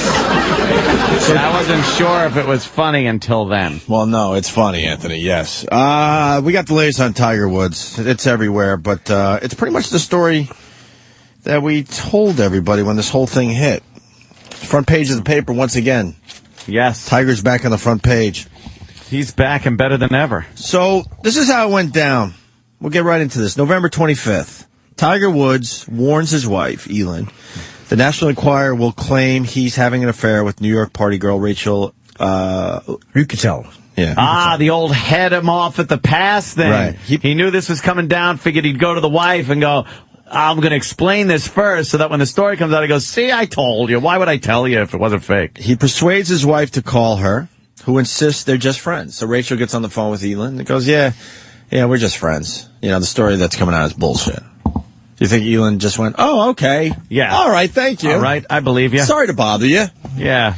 November 26th, the next day, Thanksgiving Day, Elin learns the Enquirer is reporting Woods and Uchitel rendezvoused in Australia. That evening, they argue. Tiger and Elin argue. Woods takes a sleeping pill. This is exactly what we said happened. Yeah. He took one of those Ambien. So, November 27th, pretty much the same day. It's just, it was 1 in the morning, obviously. So, a few hours later, let's call it, around 1 a.m., Elin takes Woods' phone while he's sleeping and, pretending to be him, texts Rachel, who texts back. She then calls Rachel, who answers thinking it's Woods. Oops! Yeah. And what she texted Rachel was this: I miss you. When are we seeing each other again? Oh, what a rookie. Oh, what a rookie. So, did he screw up? So you're talking about the guy that, had a grown closet. Yeah. So that's what Elin did. She didn't believe Tiger, so she grabbed his phone while he was sleeping and texted, making believe it was Tiger. Why the fuck would you leave your phone with... What are you doing? What are you doing? It was so aggravated. What a dummy. And did you hear some of the texts that she read? Elin found some old texts. Oh, boy, really? Some goodies. It wasn't some good. Goodies. I think it should be in that story of the Post. Details, oh, really? Some details. All right. So Rachel thinks it's Woods. So she writes back, and then all hell breaks loose in the Woods mansion. Elin screams Woods out of his pill-induced stupor. So he's fucking out on Ambien. Oh, She's yelling, man. screaming. He wakes up from his pill-induced stupor. Woods grabs his phone, locks himself in the bathroom, and texts Rachel when he comes out. Elin punches him repeatedly. I wonder if that's when he left the phone. I wonder if that's... Oh, no, that's not. He goes like this. But the lie unraveled hours later when a still suspicious Nordgren allegedly found a text to Yucatel on her husband's phone that read, "You are the only one I've ever loved." Oops. Maybe that's not a good one. Well, friends always do that. Yeah. Yeah. That's the way friends are. Punches him repeatedly when he gets out of the bathroom that he locked himself into. And then 2:25 a.m., Woods flees the mansion without his shoes and jumps in the SUV. Elin gives chase, brandishing a golf club, and smashes a window in the car, which Woods then crashes into a fire hydrant and a tree. And that's what we said, that he was fucking fleeing because you probably woke him up from a deep sleep by hitting him or yelling at him. God, imagine you're in an Ambien sleep and you're just getting punched in the face and you wake up, what the fuck? Amazing. What is she doing to me? Amazing. Well, he is stupid. Man. Leaving the phone like that? How do you not have a password protection on your phone? Not even from your wife, just because you're Tiger Woods. What if you leave it somewhere unless she watched him do it and knew what it was?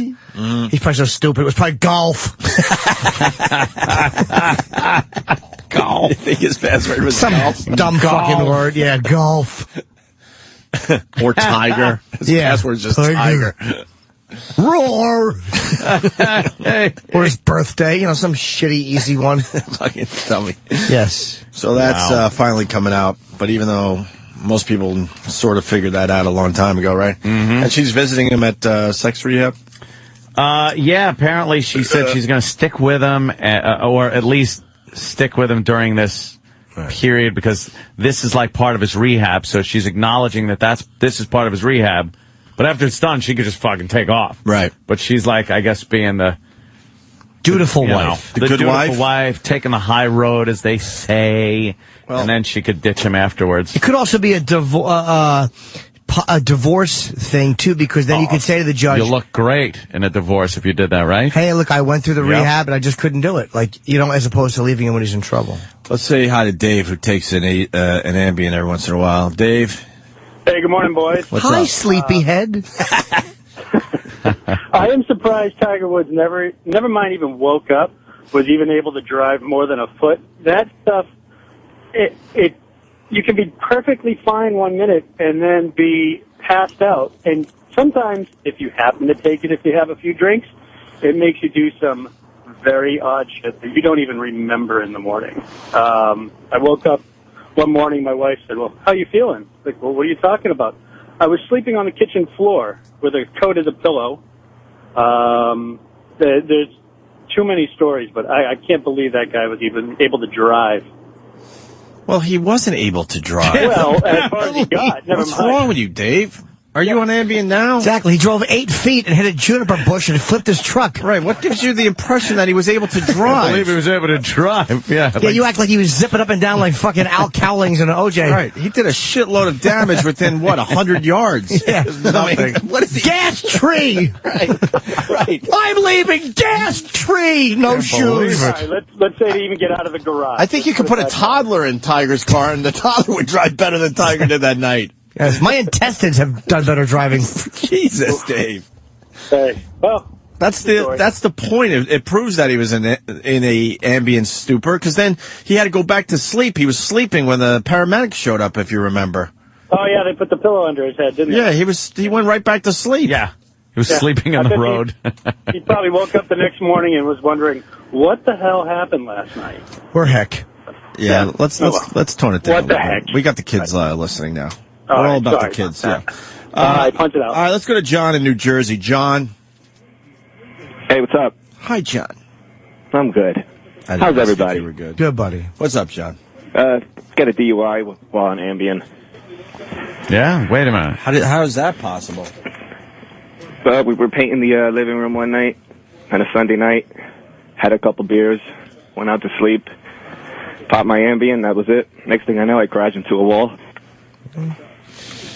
Wait a minute. Offense too. But it's a DUI? Yes, sir. DUI. Under the influence, yeah. But influence of Ambien. Were you drunk too? I blew under what the legal limit was, but trying to get out of it, I said, "Oh, it's Ambien. It's an Ambien." And sure enough, the lawyer couldn't get me out of it. Caused me a lot of problems. Wow, that sucks. Yeah. Always keep it quiet. Yeah. Yes. Should lawyer up. That's what I had to do. All right, sir. God. Yeah. Just later, guys. All right. Thank you. Jesus Christ. I thought you'd get away with that. What? Tell you the truth. Like if you're on Ambien. Yeah. And you don't blow you don't blow any 0.08. numbers. You don't blow to 0.08. Sure. Yeah. You know. Yeah, poor guy. He's on Ambien. Just what, sleeping? Yeah, I wonder how. And then his wife just comes in and starts pummeling him while he's fast asleep. Oh my God! I couldn't imagine how that would even play out. That's terrible. I would love to hear how that would sound. That's I don't horrible. know. Tiger sleeping. Oh God! You know, tiger sleeping. Oh, that would be awful. Guy's probably all relaxed. Oh, I'm so glad I told my wife that lie about the girlfriend. I think she bought it. Everything's cool. I'm going to take a little nap. Where's my phone? I'll get it later.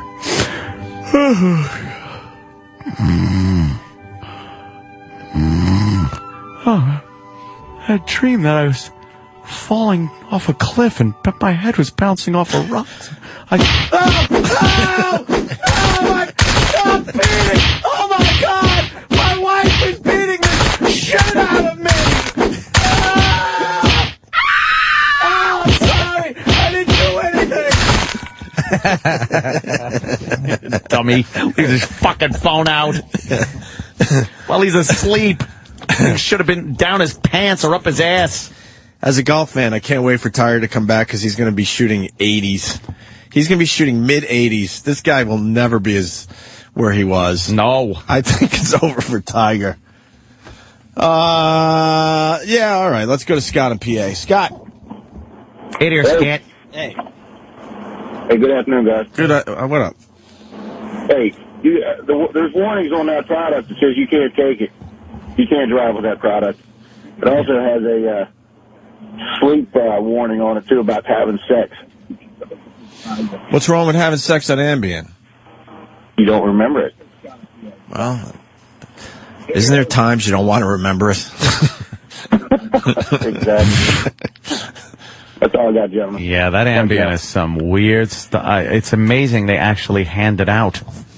I mean, I think it's more, it fucks you up more for doing things than I think other prescription drugs that you would think, would be worse. Like Percocet or whatever the fuck. At least with alcohol, I think you know what you're doing. Oh yeah. You drive and you go, oh, I'm on the wrong side of the road. You realize. This is great. I meant to do this. I'm not saying that it's not dangerous, but at least you realize what the fuck you're still you. You're in the moment. It sounds like this Ambien. All of a sudden people have to tell you what the fuck you did. I talked about that, night cooking that someone would do. Yes, a girl would go do night cooking. On Ambien. Yeah, and then fall asleep. And she wouldn't remember the next day? Boil in a bag thing is in the water boiling away, and then the aluminum pot would actually melt onto the stove, and the place is full of smoke, and yeah. And she had no clue? Very dangerous. Did she have any clue that she was doing this? After the fact, when she was wide awake the next day? No. That's fucking Not at scary, all. man. Yeah. What the fuck is that about? I don't know, but that shit fuck you up. That shit fuck you up. This is a very good question from Jeff in Rochester. Jeff? Yeah, I want to know why that little white bitch isn't being arrested for domestic violence. Put the shoe on the other foot. Tiger's in fucking jail. I'll tell you why. Because he didn't press charges, and I guess it doesn't matter. The cops didn't know what happened. Yeah, they didn't tell him. There was no call of domestic violence. It wasn't like there was a call made saying this domestic violence. It was a car accident call. And someone called and said a car hit a tree, and then some woman went, "What happened?" Yeah, it wasn't like he called and said my wife's hitting me. Yeah. And then they shut up and didn't talk to the cops, if you recall. And after that, it was just chalked up to an accident. All right. He didn't want his wife going to jail. Are the cops allowed to open up the investigation now because of this? No. Nothing was ex post facto. You like how this lawyer just think he got me, though? Yeah. He goes, doesn't matter.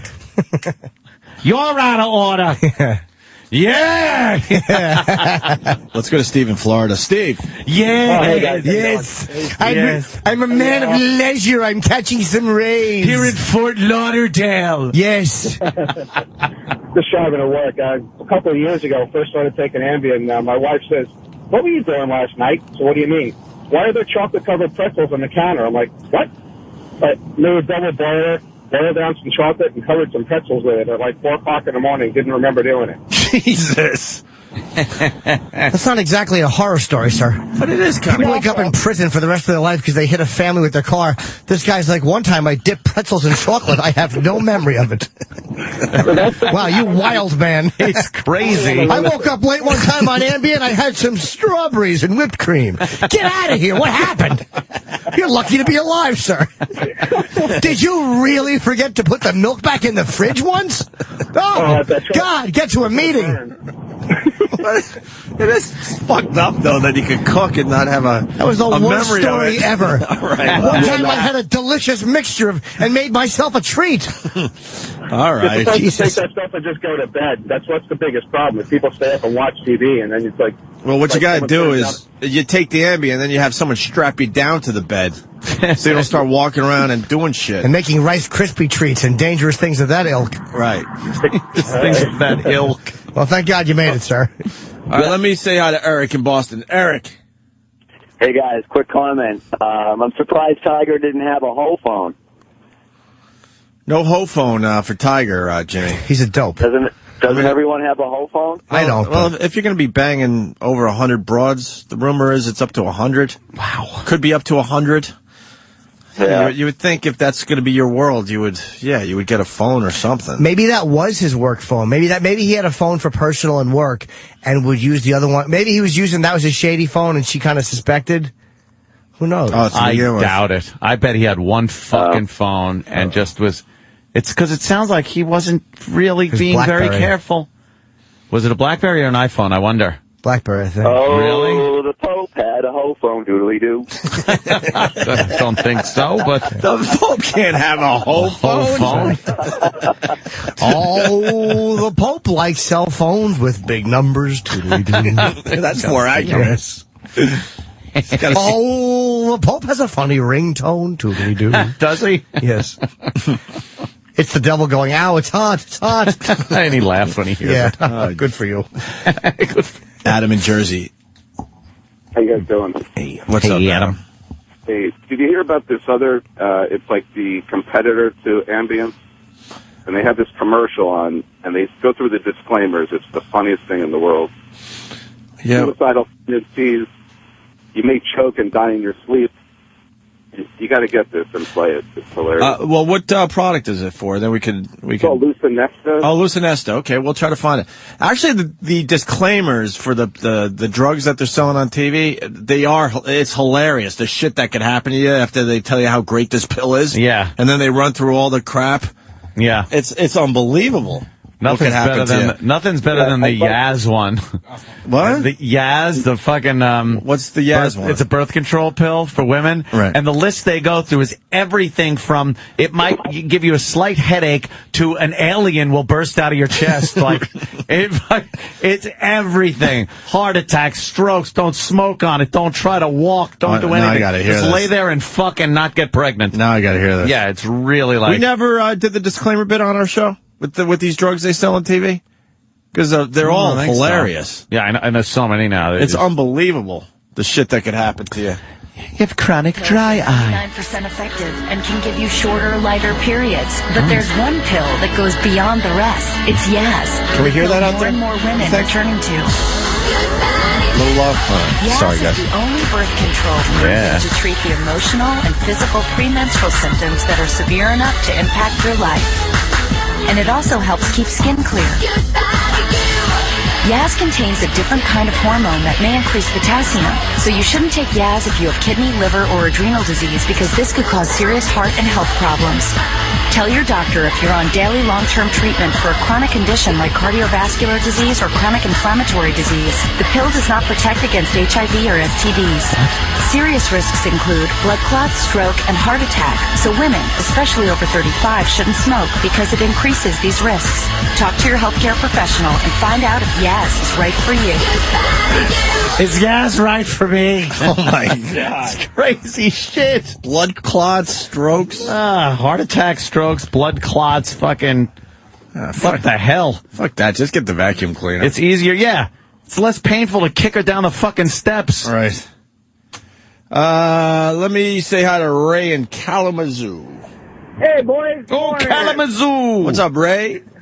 Hey, when are we going to get E-Rock to take Ambien for the show?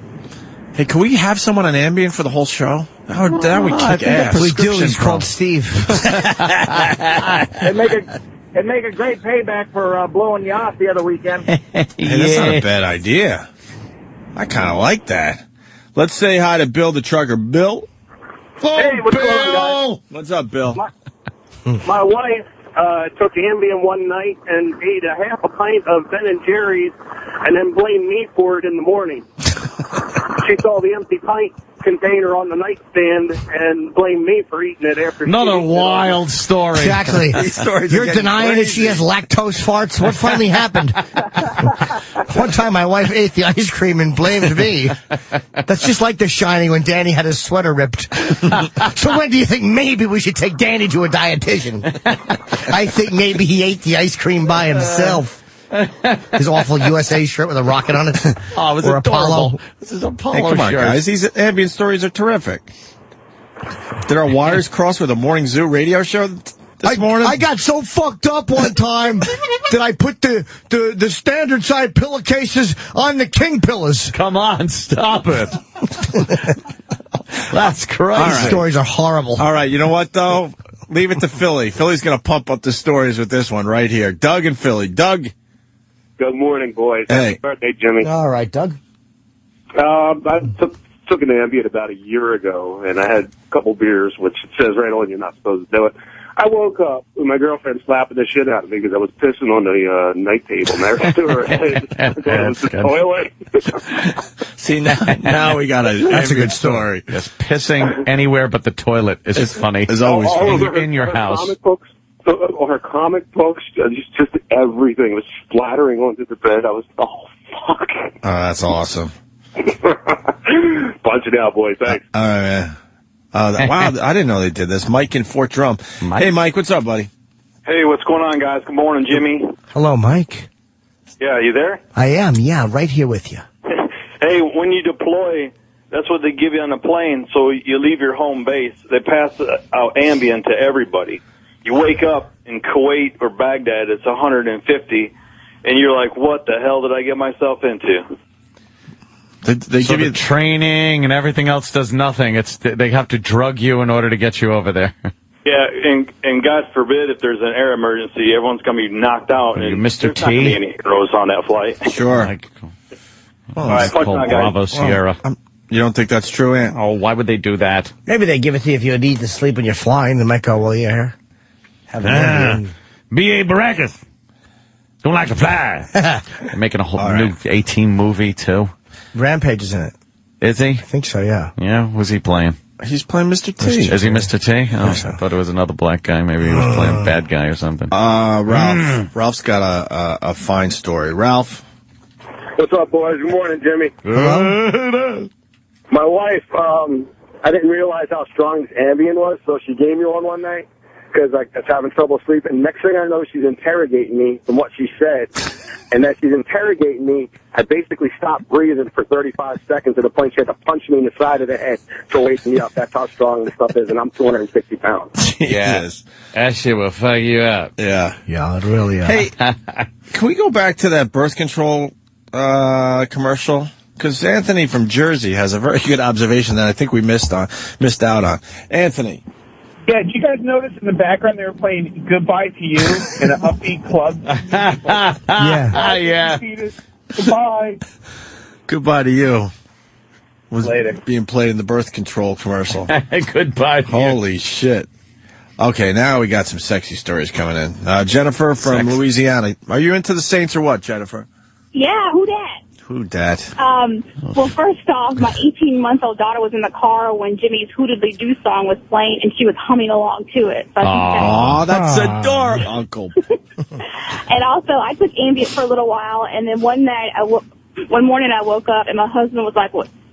You know, he asked me, what was with you last night? And I was like, what are you talking about? He was like, we have sex, you don't remember? And I was like, are you serious? And so I've had sex on Ambien, and I've heard about other people having sex and cooking dinner while on it, too. And you couldn't remember? How was the sex on the Ambien? I hear it's pretty good. I couldn't remember. So I guess it's kind of like a roofie. I couldn't remember. Yeah, wow. The sound of that. Nothing wrong with not remembering, right? Huh? Well, it even says on the bottle that you should be where you're going to sleep once you take it. That's how fast it reacts. Really? Anybody take Ambien in this room? I've never had. Butcha? Butcha has Ambien stories? Really? Bring Butcha in, man. I want to hear about this Ambien. Yeah, punch it out. Thank you. Let's go to Rich in Connecticut. Rich? Hey, how you doing? Hey. Last year I flew into Vegas. Had a couple of 5-hour energies. I couldn't sleep for 2 days. So one of my buddies gives me an Ambien. I have $500 in my room. I wake up the next day with $16,000, having no idea how I won it. Nah, come on. I've done that before. no Ambien involved. I have no idea how I did it. Ambien. Memory loss, please. Sleep, please. Yes. Blackout.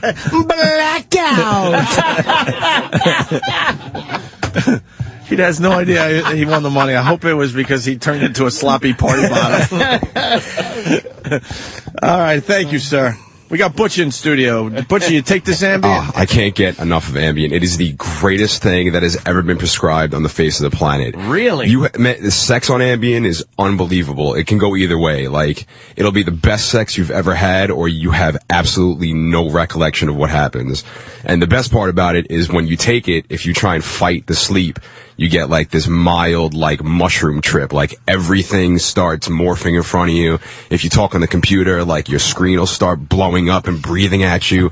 It's unforgettable. How long does it take you to fall asleep? It usually kicks in within the first 10 minutes. If you take it on fast? Yeah, if you take it on an empty stomach, it'll kick in immediately. How long does it last for? Sorry, 6 hours, I think. Yeah, they say about 6 hours. They have this new one, Ambien CR, which is like a double pill. Fucking drug companies rule. Yeah, it'll knock you out. Yeah. Like one part of the pill knocks you out, and the other part of the pill like keeps you out.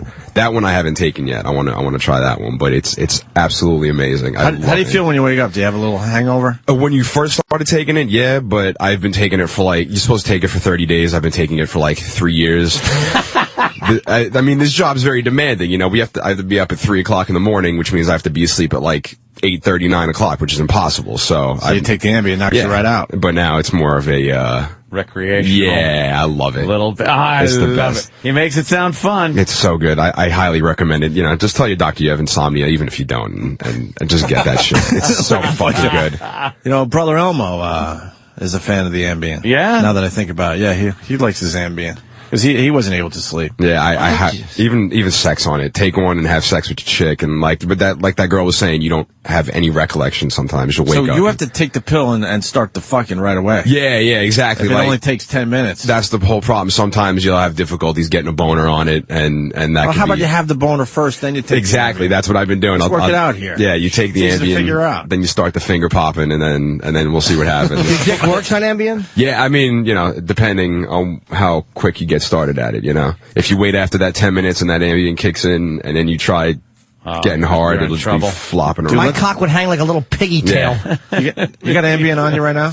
Not on me, but we should all take an Ambien and see who's the last man standing. Oh my God, that'd be great. Somebody said we should give E-Rock an Ambien. I would happily bring in E-Rock and Ambien, and it's the best thing is it's like a truth. Like thing, you'll do shit that you won't even purposely want to do. Like I've sent out videos. I've had videos of me getting my dick sucked, and I've sent them out to all my friends. And then they tell me the next day, they're like, "Do you know you sent me this video?" And I'm like, "What video?" And everybody's got a video of me getting my dick sucked. It's ridiculous. Oh, Jesus! Yeah, you'll tell people, like girls, like if you don't have the balls to tell some girl that you're in love with her, you will fucking pour your heart out if you're talking to her on Ambien. And that's what I thought Tiger did. I thought he actually openly told his wife that he was cheating. Yeah, fuck this chick. Maybe that was part of this whole thing. Because that's exactly what the type of shit that happens. Just because they're saying that's how it went down in the paper today, I'm not buying it completely. Yeah, it's definitely, because you'll get, if E-Rock starts talking. Tiger might be just cursing Ambien. Yeah. Saying, it was the fucking Ambien. Yeah, it's like a truth serum. It's like a acid trip. It's everything jammed into one little tiny pill. Wow. It's great. She's never had a problem sleeping, so it's like, I've always had a problem sleeping. Can't get it. Yeah, my girlfriend doesn't take pills. I have 10 milligrams, and she takes a half, and she trips the fuck out. It's excellent. It is excellent. Highly recommend it. Highly recommend it. I love that you sent out a video. Yeah. Your dick sucked to all your friends. All right. Yeah. Awesome. Butcher, everyone. Thank you. We got Steve checking in. Steve? Yes, I took Ambien, and I woke up, and I was doing production.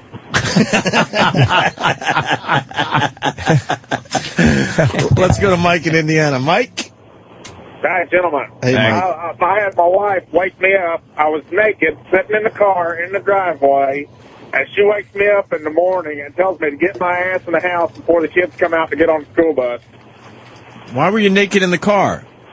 Well, beat the hell out of me. Alcohol. I guess I was going to go somewhere. Wow. Bites the hell out of him. All right. Well, the other side of this Ambien, John in Tennessee. John. Hey, how you guys doing today? Good, man. Hey, good. Hey, I've been on Ambien for about a year and a half, and I take 2 10-milligram tablets a night, and I take OxyContin and 15 milligrams of oxycodone and Klonopin every night. I've had, massive back surgery, so I've been on 120 milligrams of OxyContin for the past 2 years. And the Ambien don't seem to fuck with me at all. I mean, I don't go to sleep at all, so I'm on 4 different narcotics. What kind of back surgery? Like in Predator? I mean, you would think the fucking OxyContin will knock you out, but your body builds such a tolerance up to it, it just doesn't fuck with it anymore. But, you don't go so high on that. Yeah. But with these Ambien stories, I know where they're coming from. It doesn't put me to sleep, man. I mean, I take two tablets a night, 20 milligrams a night, and I just sit there and still watch TV. Jesus. All right. This guy's on some shit. No kidding. But if anything, the Klonopin's better than the Ambien, so if you want to switch over, Klonopin's better. I try to stay away from the pills. No pills. Let's go to Jared in Louisiana. Who dat, Jared? Who dat? Hey, fellas. What up? No shit, this guy has a tolerance of taking fucking 4 of the best pain relievers in the world.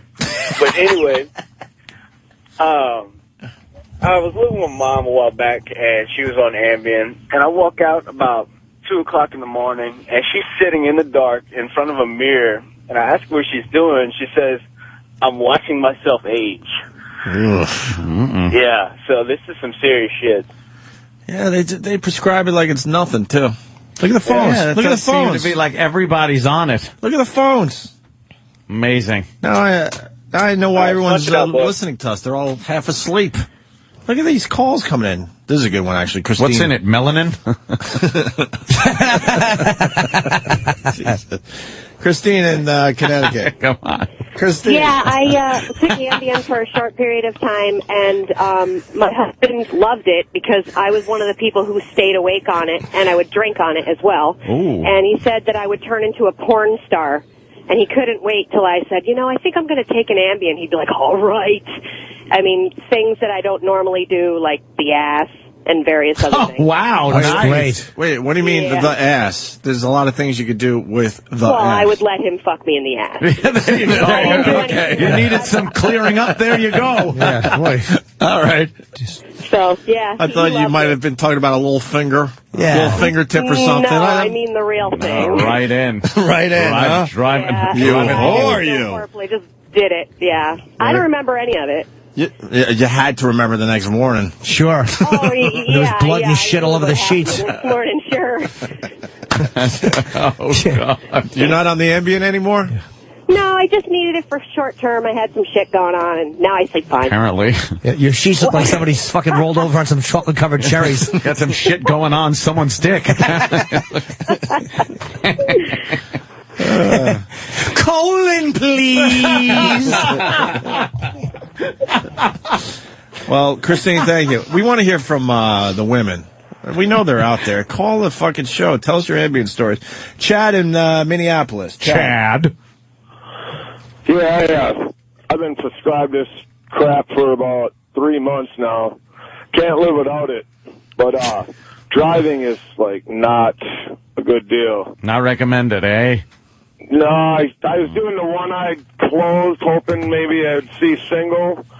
You know, like when you get really fucking hammered, and you close one eye so you can see. That trick never works. Yeah, well, the road sign didn't agree either. And then the next road sign, and I woke up about 10 hours later, and my truck was peeled down the side of my house. Nice. You know? Yeah, this is like more dangerous than booze. Oh, yeah, I think so. I think some people can actually drive while they drink. No one seems to be able to drive on Ambien. No. You know, you start seeing double and then triple, and then you kind of pick a lane. Nice. And, you know, it doesn't work. All right, we got to go. I got to get to all these stories. They're unbelievable. Chris in Jersey, listen to this one. Chris. Yo. Hey, buddy. What's up? Yeah, I did the Ambien shit just to check it out, trying to do the sex thing. Didn't work out. I woke up on top of my truck naked with my thumb in my ass. And I have a lifted F-150. I have no idea how I got up there. No idea, huh? Yeah. Amazing. All right, we got a doctor on the phone. Dr. John from Harvard. Hey, guys. Love the show. I just want to say, and you honestly don't have to take my opinion for it, this is the most dangerous prescription drug out there. It's going to turn your girl into a porn star, but then after you both pass out, she's going to turn into the psycho bitch from Paranormal Activity and throw you into the camera. The behavior is so unpredictable with these people. You don't know what they're going to do. And, of course, they're talking about, the hangovers. It's really not good stuff. I mean, it may trip you out, but, just smoke a bowl. Do something organic. Don't take that trash. Yeah? Doesn't work like the after effects not good, huh? Well, no, and I mean, we sure don't know what the long-term effects of it are. I mean, it still is a relatively new drug. Apparently you get fucked up or die before there's long-term effects anyway, in a car wreck or your wife beats you with a golf club. He's a doctor. He's a charity doc. Yeah, thank you, Doc. Let's go to Adam in Princeton. Adam. Yeah, Adam. Hey, guys. Hey. I work at a psych ward, and we had this kid come in tripping. He took like 4 or 5 of them one night, and was like fighting, falling asleep. This kid started hallucinating. He was like petting cats that weren't there. He was like swatting at butterflies and like running headfirst into the wall and shit. Like, and that's all he was on? Yeah, I'm thinking he had to be on something else. Yeah, no, man. For Ambien, they did the blood test and everything. He just was flipping out. It was great. These people are fucked up when they take that stuff. All right. Well, Kevin from Connecticut writes, here's me later today. Hi, Doc. I'm having trouble sleeping. Yes. Hey, you drinking out of cups. Some Ambien. Not me. No way. Not once. Not never. No way. No way. Where's this garbage? I better have fist. I better have Fedelisk, Barnd, Patted little kid in the background fucking going crazy. Fedelisk Barnes. It just feels like it's fun to say that. Fedelisk. I was just saying that the other day for no reason. Fedelisk. Fedelisk Barnes. Fedelisk. Should we get Dr. Steve on this Ambien thing? Hey. Dr. Steve would know everything about it. So drug commercials with side effects disclaimers, we got 2. Because these things are just hilarious. All the shit that could happen to you after they tell you how great the drug is. Oh, yeah. First one is for Ambien. When morning comes in the middle of the night, cock, it affects your entire day. To get a good night's sleep, try 2-layer Ambien CR. The first layer dissolves quickly to help you fall asleep. And unlike other sleep aids, a second dissolves slowly to help you stay asleep. When taking Ambien CR, don't drive or operate machinery. sleepwalking and eating or driving while not fully awake with memory loss for the event, as well as abnormal behaviors such as being more outgoing or aggressive than normal, confusion, agitation, and hallucinations may occur. Don't take it with alcohol as it may increase these behaviors. Allergic reactions such as shortness of breath, swelling of your tongue or throat may occur and in rare cases may be fatal. Side effects may include next-day drowsiness, dizziness, and headache. In patients with depression, worsening of depression, including risk of suicide, may occur. If you experience any of these behaviors or reactions, contact your doctor immediately. Wake up ready for your day. Ask your healthcare provider for 2-layer Ambien CR. There's a lot of shit in there that could fuck you up. Damn, man. Side effects may include an asshole that feels like a truck has been backed into it. And duty on your bed sheets. Your wife's teeth missing. This guy spent $3,000 on collectibles while on Ambien. My cousin got a speeding ticket on Ambien and didn't know it until the next day. Took Ambien and texted one of... Oh, this one's good. Let's go to Carrie in Houston. Carrie.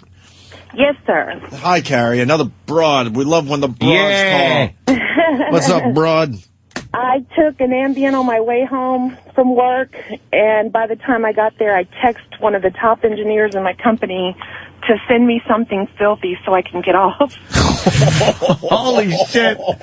Chicks are great on this. Did he? Oh, my God. I was so embarrassed the next day at work because I slightly remembered what I did, and apparently about 10 minutes later, I was pissed that he never responded, so I said, never mind, I'm done. Oh, he didn't send you anything? What's wrong with this guy? What a fag. Look, it's very inappropriate. It's not professional. I was looking at cam girls. Apparently, I got the job done without him, so no big deal. Good girl. Why are you taking the Ambien just before you drive? It sounds like that wouldn't be a smart thing. No. Clit photos, please. Black cock.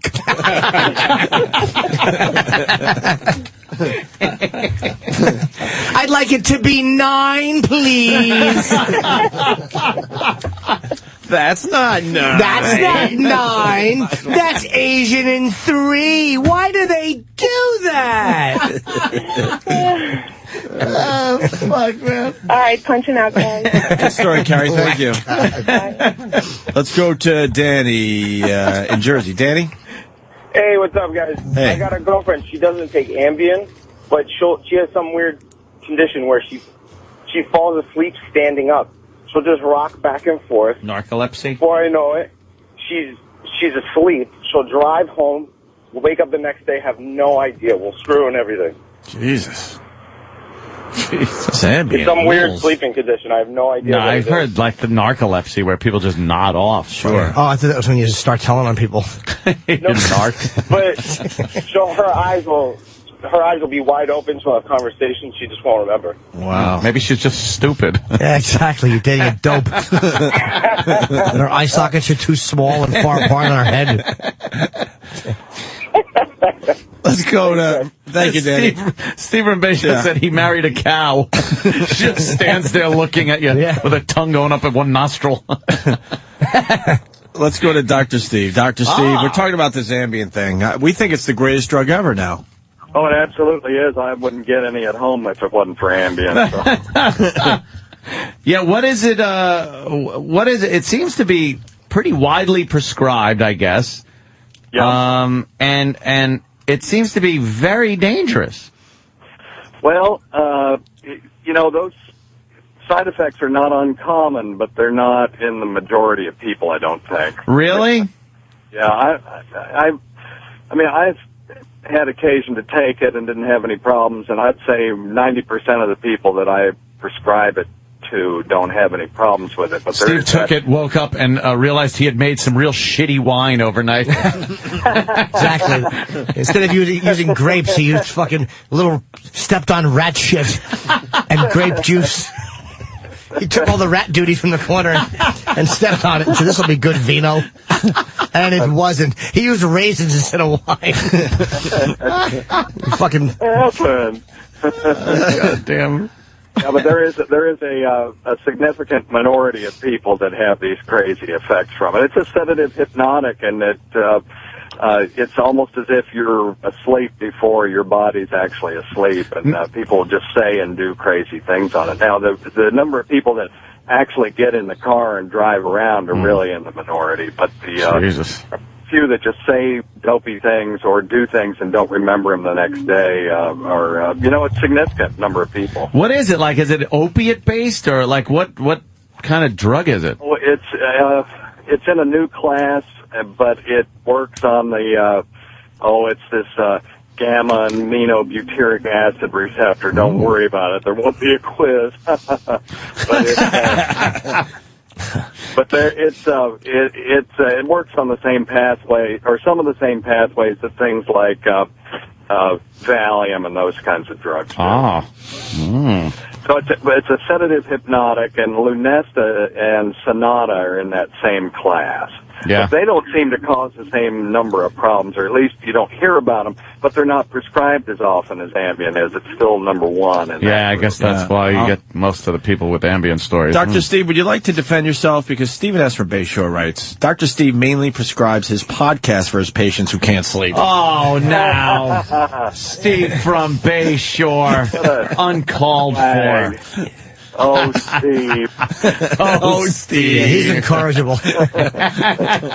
He's pecking away. I picture Steve from Bayshore dressed like Pugsley Adams in his little knee-high shorts and his little velvet smoking jacket, typing naughty things.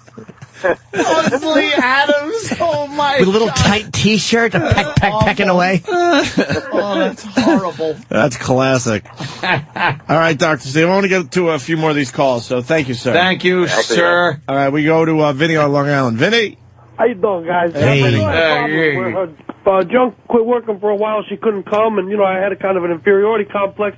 So one night she can't sleep. She pops the Ambien. She tells me, start finger banging me. She had 15 orgasms in a row. I swear to God, my arm felt like I was going to fall off. 15. My mother puts Ambien in the sauce. It's all. We go right to sleep. Oh, my mother, rest her soul. She made a Parmesan cheese better than anybody's Parmesan. Did she? Did she? Why are you making fun of me? I'm not a Mets fan. Not you. No, it's all good. We're just using your ethnicity. Yes, 15 orgasms the other day on the Ambien. There you go. I don't believe it, but good. No. She didn't have 15. It was just probably one mediocre one. Every time she went, ooh, he thought she came. She went, ooh, you come? Yeah, there's another one. Let's go to Michelle. Michelle in Boston, and then we go to the buzzkill next. Michelle. Ugh, no. Hey, I used to see things on Ambien. My room.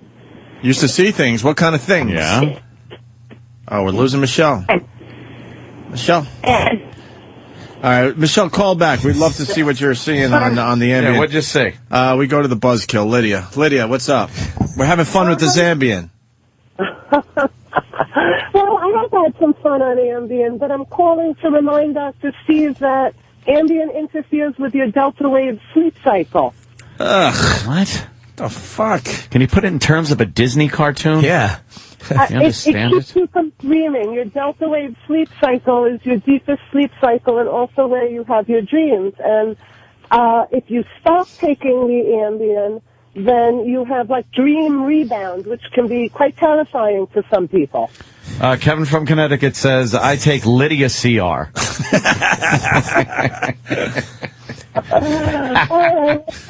Just wanted to add the non-pharmacological side of things. Have you ever been on Ambien? Yes, I have taken Ambien. Oh, Lydia on Ambien, Aunt? What do you think, huh? I think she wakes up with her tits full of cum because everyone just goes, I have to titty fuck her. She's on her face, and she actually reaches back and opens her asshole with both hands. Like she just digs her fingers in and opens her asshole. You wonders why it hurts so much in the morning? Yeah. That's great. All right, very good. Yeah. Lydia, everyone. We have the other drug. What is it? Oh, for the restless leg syndrome and all the crap they can have. Yeah. All the side effects. Yeah, the side effects disclaimers are awesome with these commercials. Every day you count on your legs to get you where you want to go. But when you suffer from restless leg syndrome, your legs don't want to stop, even when you do. Annoying sensations can keep you up at night when all you want to do is get some rest. Fortunately, there's Mirapex. Mirapex is a prescription medicine that helps relieve the frequency and severity of many RLS symptoms, like those irritating sensations and the uncontrollable urge to move. So your legs feel better and you feel better. Prescription Mirapex may cause you to feel drowsy or fall asleep during normal activities such as driving, or to feel faint or dizzy when you stand up. Tell your doctor if you experience these problems. If you drink alcohol, are taking medicines that make you drowsy, or if you experience increased gambling, sexual, or other intense urges. Other side effects include nausea. Talk to your doctor about Mirapex and RLS, because when your legs feel better, you feel better. Gambling? I like how they spread out the side effects, too, because they know there's just Did too they much say shit that can go increased wrong. gambling? Yeah. Yep. Maybe somebody's slipping me a Mickey. Do you have restless leg syndrome? Do this, and then they show a picture of Christopher Reeve on a horse. That'll stop it. That'll put the kibosh on it. And the old gag that psychotics bringing up, where were all these fucking diseases 20 years ago? No one had restless fucking leg syndrome 20 years ago. Heather Mills has restless leg syndrome. That's very good. She takes off the stump. She takes off the fake one of her stump and plays it like a violin. She's a real artiste. Oh, that's good. Let's go to Mike in Westchester. We're trying to move on, but the stories are too good still. Mikey. How you doing, guys? Hey. Welcome aboard. I got one that Anthony will really appreciate. First of all, that stuff, the guy called, he said, I take OxyContin and everything. It has the opposite effect for me, so I have to take Ambien to go to sleep because it wakes me up. It keeps me up all night. So one night, now my wife has to take the guns away from me because one night I woke up, middle of the night, thought somebody was intruding in my house, and the police caught me half naked, running around the neighborhood with an AR-15, trying to find out who was breaking into my house. Didn't work out well. That's not very good. No, that's not good. Should not have guns out. And another time I went outside and built a railing around my deck quite well, actually, and had no idea. I woke up the next morning and my wife said, "You did a great job." I said, "What?" I looked outside and the railing was done. So it does work. Sometimes you do function pretty well on it. She's there with a big fucking twat opened up saying, "Yeah, you built the deck." Thank you, sir. We got Dana in Boston. Someone else fucked her. Dana. Boys, good morning. Hey, Dana. Oh, hi. I need Anthony, can you clarify something for Dr. Steve said? Yes. Did he say that a minority of his patients are on Ambien or all minorities are on Ambien? Sure seems like it sometimes, doesn't it, Dana? We'll have to listen to the replay on that. Sure seems like it. Let's go to Tommy in Brooklyn. Tommy. Welcome aboard, Tom. What's wrong with the pills we got? What's some of them there? Ambien? Percocet? Lunesta? Xanax? Oxycontin? Valtrex?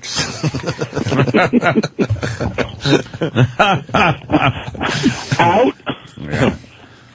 They pill pretty good.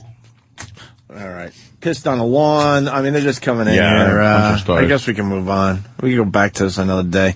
So we got Ozzy coming in. We got Florentine outside the studio. I have to dine. We have to take leave. I'm working on my Ozzy questions. That's good, Jimmy. I remember, is Tom alive? Yes. He's dead. No. Yeah, he died overnight. What happened? I don't know. Hello?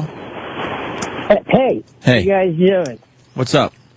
Not much. I was going to say, they prescribed me Ambien. This is Tom, by the way. That's why the stupid joke. Tom, from White Plains. Obviously, you're still alive and you got an Ambien story. Yeah, and I was picked up by the police because I was in my neighbor's house, naked, barking like a dog at them. And, of course they called the police. But I didn't have to stay anywhere, fortunately. Well, more importantly, you sound like you're doing okay. You're still alive. Yeah, what up? I'm still alive. Yeah, there's new medication I'm on that's helping me. And I'm feeling pretty good. You sound like you're doing a lot better. Are you driving right now? I just got out of the car. I'm walking. That's his iron lung. Oh, it is. It works well. I just want to say hi to you guys. See how y'all doing. Yeah, we're doing all right, Tom. Good to hear from you. I was hoping to catch on with Dr. Steve and say hello. Oh, you want Dr. Steve to help you out now? What is this? I just want to say hello. What is this, Dr. Oz? We're a answering fucking service for Exactly. a doctor over here. Yeah, we're not a referral service. What the fuck, man? We're a mediocre radio show. Yeah, at best. Yeah. Are you working, Tom? Are you getting laid? Are you living on the ground floor? What's going on with you? No, I'm on the 3rd floor, which kind of sucks. Why are you on the 3rd floor? If I had your condition, the only thing I would worry about is making sure I'm ground level. Yeah, I know, but my landlord died there, and I had to move quickly, and this was the only place I could afford at the time. Right. You know, I could have sold my MacBook if I ever got it, but... Oh, damn. Didn't you promise him a MacBook? I don't remember that. Yeah, you did. I have it on tape. What happened? What happened with that? He thought you'd be dead. Yeah. Fuck. Yeah, well, actually, I did die. The night of your concert, the PNC concert. Yeah. That night, I was clinically dead. They had to revive me.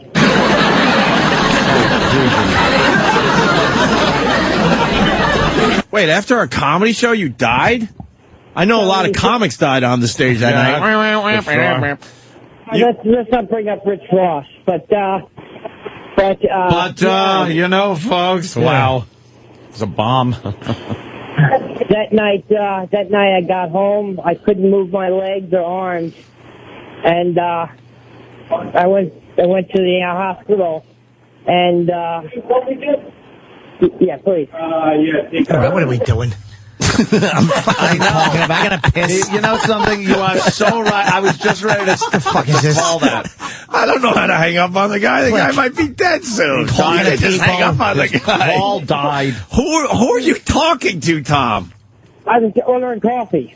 Come on. Well, you're on the fucking radio. You can order coffee anytime. Well, I might be dead. But then I was like, letting the guy go behind. Oh, my good God. Now I just want to keep him on the line. Hey, I keep you laughing anyway. Well, for the wrong Thank God reasons. you've learned how to smile. Be good.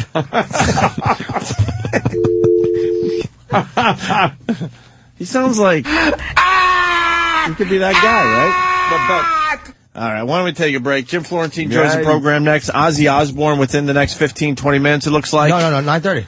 Oh, 9:30? Ozzy's 9:30, yeah. What is that about? Yeah, he's 9:30. Okay, so we got another hour. We're 9 a.m. now. 8:45. Oh, really? It is 8:45. They changed it? Yeah, they Okay. did. Okay. So 15, 20 minutes for Ozzy Osbourne. Stay there. Opie and Anthony.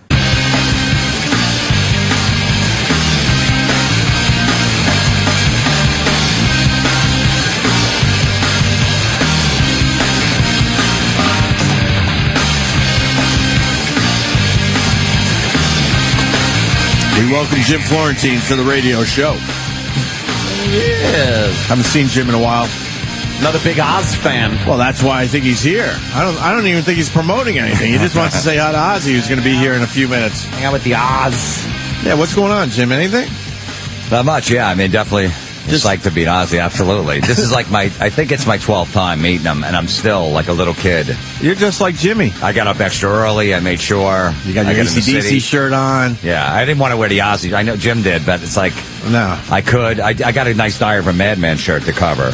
I just got one of those like retro shirts. Oh, really? That I wore, yeah, but he's had enough of me. He won't remember, but I got some good stories meeting him. He didn't Since remember like me? 1981. Wow. I've met him probably 12 times. Jim gave me, actually, one of my greatest things. Fucking Florentine gave me a poster that he had gotten Ozzy, Rudy Sarzo, and Randy Rhoads to sign in Dan, get the fuck out of 81, which, you know, Randy's signature on it with Randy Ozzy is Rhoads? very fucking rare. Yeah, Jim. Yeah, I don't know what I was thinking, because Yeah, I want right? that back. I know. Damn it. I'm so happy he gave me that. I know. I was like, what am I going to do with this? I'm like, you can have it, Jim. And then I'm thinking, like, why did I do that? I had Randy Rhoads' signature. I got a couple pictures with Randy, though, too. Jesus Christ. Yeah, you give that away. Good one.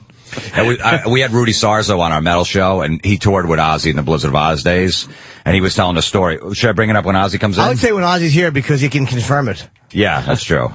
Did you some good shit stories? Did you wear the Ozzy shirt on purpose, or did that just happen? I would have anyway, but it's like, I wear this all the time anyway, man. It's like I would wear a Kiss shirt when Ozzy's in, a Sabbath shirt when Kiss is. It doesn't matter. I have like 3 fucking shirts I wear. That's all. That's okay. I didn't realize that. Gene and Paul were here yesterday, doing other stuff, promoting Kiss's like Dr. Pepper commercial. So I talked to Gene and Paul. I wanted to get them to sign this Cream magazine. Did they? Yeah, they were very, very nice, and they both know me. Were they? They were. And it's amazing how I cannot communicate with people that I like. I can't do it. Like, because Steve Leeds goes, do you know Jim Norton? And Gene goes, yeah, he tore my asshole out. It's like, hey, how are you? We're chatting. Oh, good. Being very friendly. And he makes a little joke, and I'm like, huh. And someone laughed. He goes, what, he laughed you for nothing? Oh, I'm like, you turn all fucked I'm like, up. no, but I can't. You're a child. Dude. You turn into a little child. Paul Stanley walks out and he goes, hey, the funniest guy I know. He like knew my act. He liked my stand up. And I couldn't talk. My mouth does. I'm not a 41-year-old. Was his cock in there? I wish it was. At least that'd be a viable excuse. I was blowing him. I'm not a 41-year-old man around people I like. Yeah. It's fucking horrifying. It's but there's not too many embarrassing. people you like, though. That's true. Not to that magnitude. Yeah, exactly. There's no Jimmy, it's all or minimal. It's like, that person, they're all right. No. And then he'll love someone. And then there's that weird thing where his agent or manager knows them so he can't fucking badmouth them. Or he's hoping they put him in a movie so he's got to make like it likes him, Billy Crystal. I like Billy. I like Billy because he was nice to me when I met him. You hate Billy Crystal as much as we do. You just can't say it. Mr. Bush, publicly. Get some people to help with the Katrina. I'm doing my black man act. A scuba but you better stop it. You fucking hack. God, I hate that shit. Jimmy loves him, though. He's very nice to me. Good. What's your short list of people that you get really nervous in front of? It's Gene and Paul, Ozzy. I'm trying to think anybody else, and I don't think there's another person on that list. Anyone in Sabbath, really, except Bill Ward. I'm very comfortable with Bill Ward. Yeah, you were comfortable when you met him, when we met him out in L.A. Yeah, Bill's just such a sweet, easygoing guy. Are you going to be all right with Ozzy? Yeah. I mean... you read the whole book, so... I did. Now, though, too. You met him a couple of times. Sharon knows you very well. Yeah, I texted her yesterday and said, I hope I see you today. Did you? Yeah, she emailed back. I'd love to, but I'm doing the Today Show. You know how it is when you're friends. Of course. But he won't remember me, I don't think. Hey, Thank God that wasn't like he didn't mess it up with another girl that he was texting, send her some dirty text. Sends one to Sharon. Hey, do you got a turd brewing? I'm horny. I love it. Yeah. You got a turd brewing. Hey, the Ozzy book. It's good, Jimmy. I know I'm the fucking rooting for the home team because I'm a fan, but I fucking laughed out loud through the whole book. Yeah. It is so much better than I was expecting. Is it as good as Dirt? I like this better than any rock biography I've ever read. Did you read Motley Crue's Dirt? Yes. And that was what it was called, right? Dirt? That was a very good book. Yeah. That was an amazing book, but man. Nobody has fucking better stories of drunkenness. And you'd like him. He was an avid gun owner at one point. I didn't know that. I learned a lot of shit that I did. Collector of Nazi memorabilia. What do you mean at one point? He doesn't do the gun thing anymore? I don't know. I would like to ask if he has guns now, because I know that they got robbed in 2004. He walked in on a burglar when he was taking a piss. So, Jesus Christ. Yeah. There's a lot of stuff I learned about. Oh, and he collected some Nazi stuff. Yeah. Wait. Lemmy's into that, too. That's Lemmy what he from said. Motorhead. Yeah, he gives him to Lemmy. Hold on. But he walked in on a burglar. You can't just casually say that. You didn't know that? Him and Sharon got ripped off. Third burglar. I was in there. Was it in a hotel? No, it was in his house. So he gets up in the middle of the night? And there's a burglar. He's pissing, and he sees a burglar. Get the fuck out of here. I don't know so I guess... Yeah, that was in his house over in England. Yeah. It wasn't the L.A. house. It was Woody in Osbourne said, yeah. So obviously worked out in his favor because he's still here. Oh, yeah. I'm a burglar. Stop it. I have a club. Can't carry a gun or nothing. The burglar just started running? Stupid England. When Ozzy... I think Ozzy threw him out the window. Shit. He was something, the guy jumped out the window or something, or maybe Ozzy threw him out. He went after him. He actually went after him, I think. Some people said that Ozzy threw him out the window because he gave Sharon a foot massage. And other people said that Ozzy threw him out. I was in Ozzy's house one time in L.A. because Jack Osbourne used to do the show over in England, some variety show, and he had me on when I was doing that Crank Yankers. And we actually did it in the Malibu house. Remember they used to have the house on the beach? They showed in the Osbournes. I was in that house. It was just me and Jack, and we filmed from there. And I'm in the bathroom, and I see these towels that say OO on them and all this stuff. I'm like, should I steal this stuff? I'm like, I can't. I'm like, but I want to. I just kept going back in. I'm like, no one's going to notice 75 towels in there, but I just didn't do it. Yeah, you can't steal from someone's house. I would have. That would suck. He had a refrigerator. It's like one was Ozzy's side of the refrigerator, one was Jack. So he's like, you want, sugar-free Red Bull? You could have one of my dad's. I'm like, I'll take one of your dad's. I was just looking at anything. I'm like, but I just couldn't steal from him. Nah, you can't. I would have went through the septic tank and found a log. It was a 1 in 6 shot. It's his. Sold it on eBay. But nah, it's like you can't take from somebody's house. But I understand the temptation. It's hard. 2 O's on a towel. Yeah, really. I'm going to ask him for something today of his. Oh, yeah? Really? Yeah, whatever. Give you a ring or something? I don't think he'll give me a ring, but maybe the jacket. The cross. Yeah, that'll happen. Let's say hypothetically you and Ozzy are hanging out, says he wants to hang out, you go to dinner, and Ozzy makes a move on you. What happens? I mean, seriously. I would probably go, hey, man, it's like, there's people here. I mean, you got a good room, right? Easy, Tiger. I always tell my friend that's a big Ozzy fan. I go, what if you picked up Ozzy hitchhiking, or Ozzy picked you up and he said, look, can you just give me a hand job? And the guy, I go, what would you do? He's like, I'd just be sad that he asked me that. I'd be sad. It is. I'd be my idol. He goes, I'd just be sad. With a handful of goo, just being sad. Yeah. Yeah, but you're almost obligated to help out. The poor guy's been touring, doing Ozfest. His fucking stress levels are high. Really? Every man needs to come in the fucking knuckles of a fan. I would just be sad. That's great. You guys got pictures that you're going to get signed? I have one photo. But you have every picture signed by I Ozzy. wasn't going to bring anything, but the photo I want to bring is of me on the stage after the tribute. It's a great shot with, it's got Ozzy, me, Tommy Lee, Billy Bob. It's all of us. Let me see that shot. I haven't seen that yet. I don't know if you have enough wall space for your pictures. And I'm not even joking. And you haven't been to fucking Jimmy's house. It's starting to look like the Rock and Roll Hall of Fame. He's got glass cases. Wow, that's a pretty cool picture. It's a good shot, right? Henry Rollins, Ozzy, Slash, Billy Bob. That looks nice. Who are the other? You, of course. Tommy Lee. Tommy Lee. Who's the one guy I don't recognize? All the way Billy to the right. Morrison from the Cult. He and Ozzy are really, really close. He hosted the tribute, and it's a great shot. And then me on the end, looking completely like an interloper. Nah, no. Out of place. But yeah, of course. But yeah, it's Billy Bob, Slash, Rollins, Ozzy, Tommy, Billy Morrison, and some fucking fat-titted kid from Jersey. Yeah, Jimmy's apartment's being taken over by his memorabilia. Yeah, the memorabilia. It's everywhere I can't imagine. now. And I haven't been there in a little bit, so I imagine it. Well, is the girl into it, Jimmy? Yeah, she's used to it. I mean, my ex-girlfriend told me it's like a museum. Yeah. She's used to it. Yeah, see, he's got it grandfathered in. That's the thing. Yeah. He's had it up before. That's the only way he gets away with it. He meets some chick and they're going to go get a house somewhere. No way that chick goes up in the living room. Packed away and put some storage unit somewhere. That's cool, yeah. When she coughs up 50% of the money for the house, she makes 50% of the fucking wall decisions. If it's 100-0, you get no say in the wall. You want a mirror in the bathroom? Fine.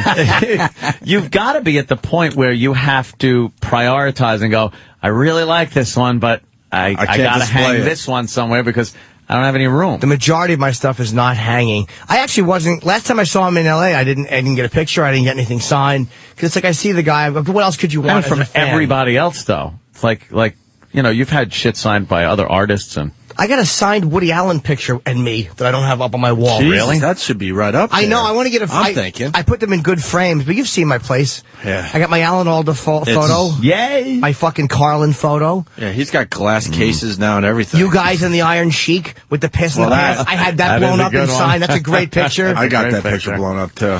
Fucking great shot, man. It's just the ones I really love. And, of course, Sabbath. I got to hang the one with us and George Carlin. I found that recently. That's a biggie. You got Kinnison in your apartment? You got a great one. I got Kinnison when I was a kid. Wow. Yeah, I was in my early 20s. That's a rare one. Yeah. I don't even have my whole family, in pictures in my house.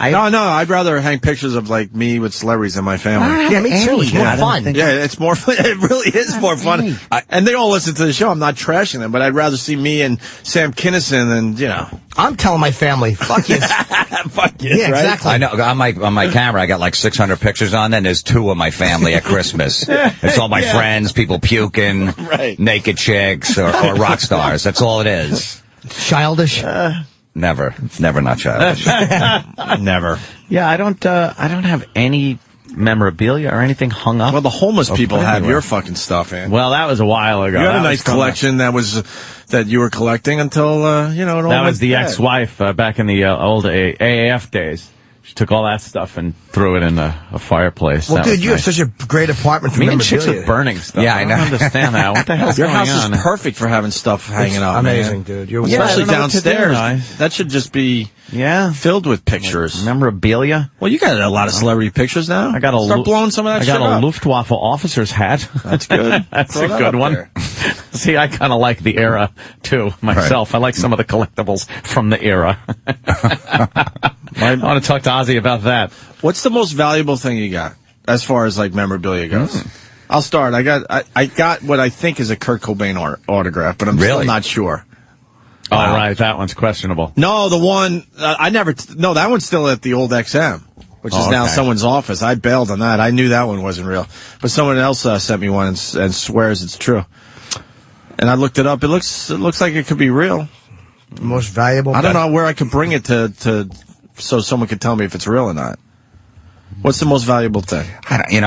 Nothing great. I mean, I got the... To you, though. It might just be a picture of you and fucking... the Blizzard of Oz original album, I got the whole band to sign it. That's strong. Randy, Rudy, Tommy Aldridge, and Ozzy. And then I also have the Appetite for Destruction original album cover. Signed by everybody? No, not signed, but that's really rare. Oh, the one where they had to switch out because... Yeah, because the girl was getting raped. She had her pants down in the cartoon. Yeah, how many of those ended up in the market before they... Not too many, only like 5,000. I remember I got that album the first day it came out. Cause I forgot all about that until you Yeah. just brought it up. That was a big deal when that first hit. Yeah, because once they started playing Welcome to the Jungle video on MTV, they started blowing up. Then they said to switch the album Yeah, they cover. recalled all the albums. Yeah, and there was only Had like a new 10,000 cover. out there because That's nobody knew who right. they And were. you have one of those. Yeah, I got that, yeah. That's pretty big. Is that one of your guitars, Dan? That's my autograph / Les Paul. Oh, okay. Nice. That's a good one. Yeah, that's pretty good. That thing doesn't see the light of day anymore. It's not. It was only on that stand just for the picture taking. Yeah. It's in a nice little case tucked away in my closet, and it rarely ever comes out. Don't you want people to see it? You should display it in a way where they can't touch it, like they can't do what they did to that Picasso painting. Well, you know what they sell? They sell like those shadow boxes, like those big glass boxes. Yeah. But for a giant thing like a guitar, they're very, very expensive, like $900. Saw off the fucking neck of the thing. I don't know. I didn't think of that. Yeah, good call. Like Jimmy, you what did to about- that Sandy Kane chick. Yeah, that was the last time I was on the Sandy show. Kane And you guitar. smashed that guitar. I'm embarrassed though. That guitar should have shattered, but it was fucking made of cement or something. What'd you do? After smashing it as much as I did, I only got a nice size hole It in the was still side of just it. that you did that. You were creeping around the back like a little kid. Oh, the pins are off. And snuck in there. That was Her good. face was just. It That was was precious. a good day. That was a good day for me. Jimmy, what about you? I would say the single thing is my photo at Sabbath, which is my From the Rock and Roll Hall of Fame, which that we've is blown seen? up and signed by 3 of them. I just got to get Bill to sign it. But I also have on my wall. Why hasn't Bill signed it? That I seems haven't like- seen him since I've gotten it, except for that one time, and I didn't want to bring it to L.A. Mm-hmm. I have on my wall. I have like bands, individual shots with the bands, and each shot signed, and those are pretty cool. I got Metallica, Sabbath, Motley Crue, Kiss, and Motorhead all on my bedroom wall, like each one signed by so that type of stuff is like for me the best, and it's worth nothing financially. I don't even know. Oh, yeah. It's valueless financially. Of course. We're not talking about displayed financial. anything. Yeah. Now, first edition, The Stand, signed by Stephen King. That's pretty strong. That's pretty much all I That's got. pretty fucking But that's strong like right all there. I have. And then it drops off real quick. I have a fucking giant ash doll from Evil Dead signed by fucking Bruce Campbell. Bruce Campbell. So the drop off from Right. Stephen King first edition Stand to that. Yeah, that's pretty much it. I got a Reggie Ball signed, which I really like. I just got that recently That's here. pretty big. He signed it to me, and I was happy to have him sign it to me. When did he have testicular cancer?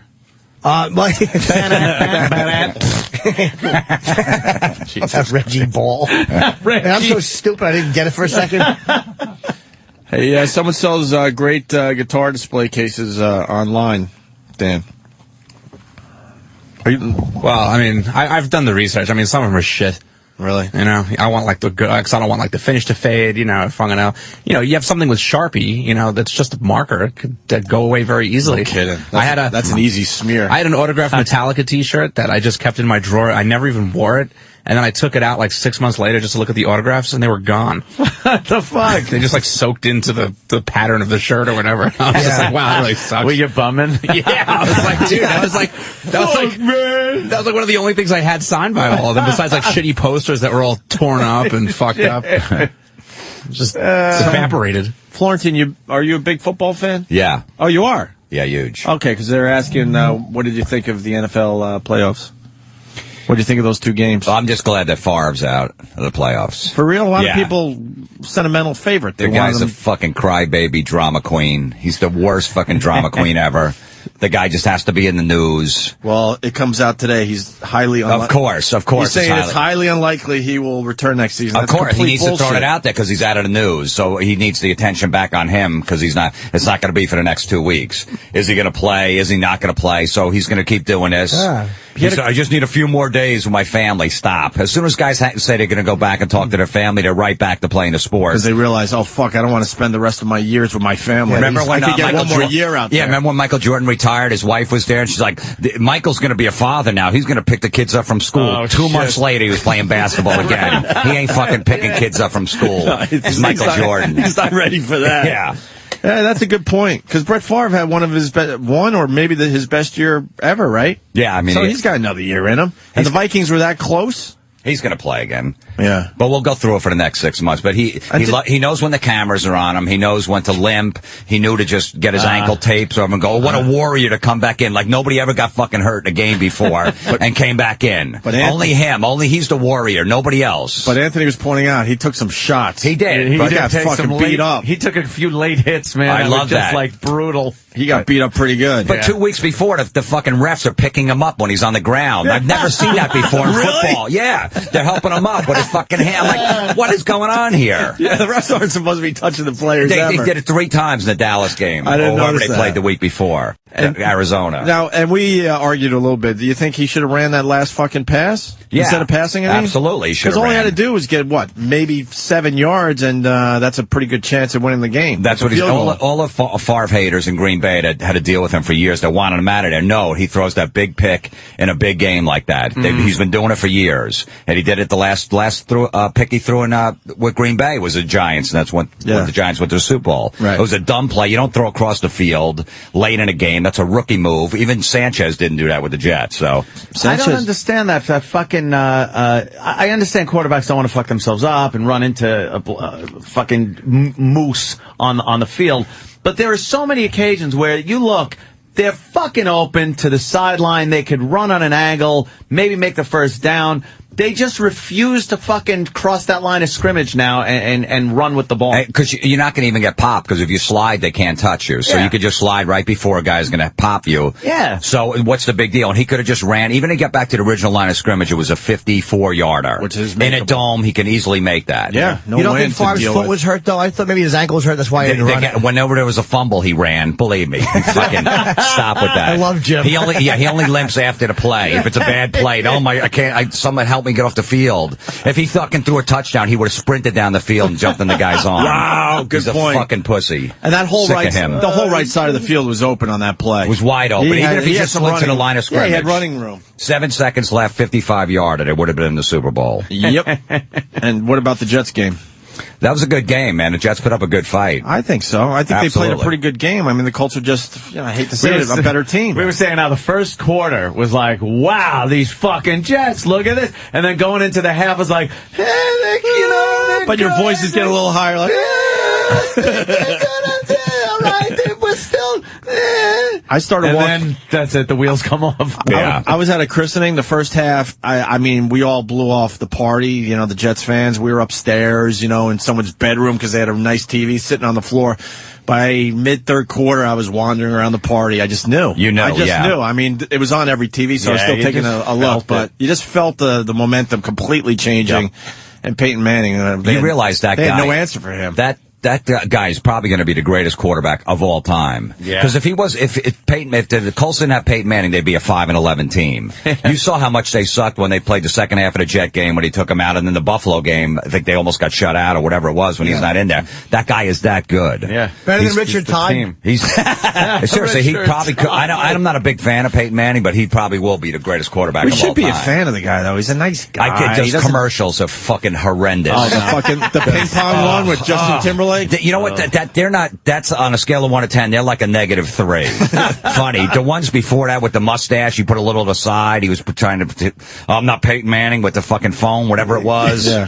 It's just they've gotten actually better, and they're still at a -3. We had him on the show once. He called in. He was nice enough. He was really nice. I sure he is, and it's like, hey, he doesn't know he's a football player. Just read the script. All right, fine. Yeah, fuck it. You know what I mean? He's like $5 million. I'll fucking read it. I'll be out of here in an hour, no problem. Yeah. So I understand where he's coming from, but they're just terrible. And Justin Timberlake with the paddle. Oh, it's hot. I get it. I get it. Oh, so you just got a point off him. So your fucking paddle's really hot. But Justin Timberlake is funny. He's a comedian. Is he? Yeah, he hosts SNL. He's a funny guy, right? Jesus. Sanchez looked good, though. I was happy. You know, the what's last weird? few games with Sanchez, he's come into his own. And Pete Carroll's, he coached him at USC. He said he wasn't ready to come out because he only played 16 games in college. Right. And I really thought that. And when you saw him play during the middle of the year, you're like, you know what? A little rough. He's a little rough, but absolutely, for a rookie. I was happy with his performance.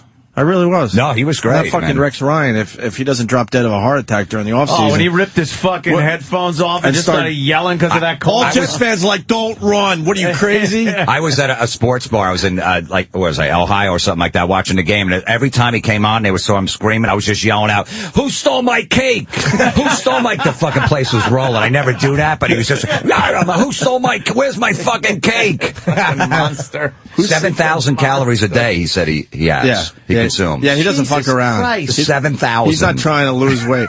And who told him the sweater vest is a good look for him, though? Terrible. Oh, my God. It's horrendous. Yes, Just wear a tarp. Go with rock and roll shirts with the sleeves cut off. Yes, and fire on them. Just horrendous. And finally, who wins the Super Bowl there, Jim? It's going to be a high-scoring game, right? Yeah, I don't see the Has to Colts be. not winning that game. Really? Yeah, they've been there before. Manning is just a monster, man. That guy, he'll make a mistake or two, but he's still going to bring you back. I think, I think the Saints are going to be lucky. It'll be close. It'll be like 34-24, Colts. Official right there. I like that. That's the official. I don't know. It's just tough to. That fucking guy's a monster, man. He is ridiculous. Mm-hmm. Breeze is good. He's no slouch either. But well, their offense has been ridiculous this year. Yeah. I just think that, New Orleans, no one has a great defense anymore. The whole league has changed. It's all about passing. Well, the Jets. You can't touch anybody anymore. God forbid you fucking put a finger on somebody 8 yards down the field. It's pass interference. That should just be every play. Just throw it fucking deep and half the time you're gonna get a pass interference. It's a 40-yard game. True. It's a joke. Yeah. Basically, if you're on target, if you're a good passer and the guy's gonna be open, you can catch it 8 out of 10 times. Mm-hmm. You can't even go near the guy. If you go near him, they fucking throw a flag. They threw a flag in overtime. Man. You saw that one in overtime. I was like, come on, let these guys fucking play. It wasn't like over his head. It's like you're not allowed to cover somebody. Yeah, the pass wasn't catchable, I don't think, and they called it, and that set up the field goal. And now the game's over. Let the fucking guys play. It's a sudden death in the playoffs. Yeah, I mean, it's basically like a track meet. They're all indoors, fucking domes. Whoever's the fastest could just run a good route. You're going to score a touchdown. Yeah. That's what it's like now. Yeah. I used to work with Marino on Inside the NFL, and he was saying, he goes, man, if I would have played it today, he goes, I would have thrown fucking 80,000 yards. And I would have had fucking 60 touchdown passes a year. Really? Yeah, because remember the old days, 20, 30 yards down the field, you could still fucking punch the guy in the face as you're going out for the ball. You could. No, it's like too bad. They went for it and nobody got it or whatever. They used to just battle as they run down the field, pushing, shoving, and elbowing. What happened? You're right. It's a joke. Yeah, Florentine's right. Damn, man. Absolutely right on that. Should we take a break so we set up for Ozzy? Yeah, it doesn't look like he's here yet. Is Ozzy coming? Full of wee-wees from Ozzy. Thumbs up for a break?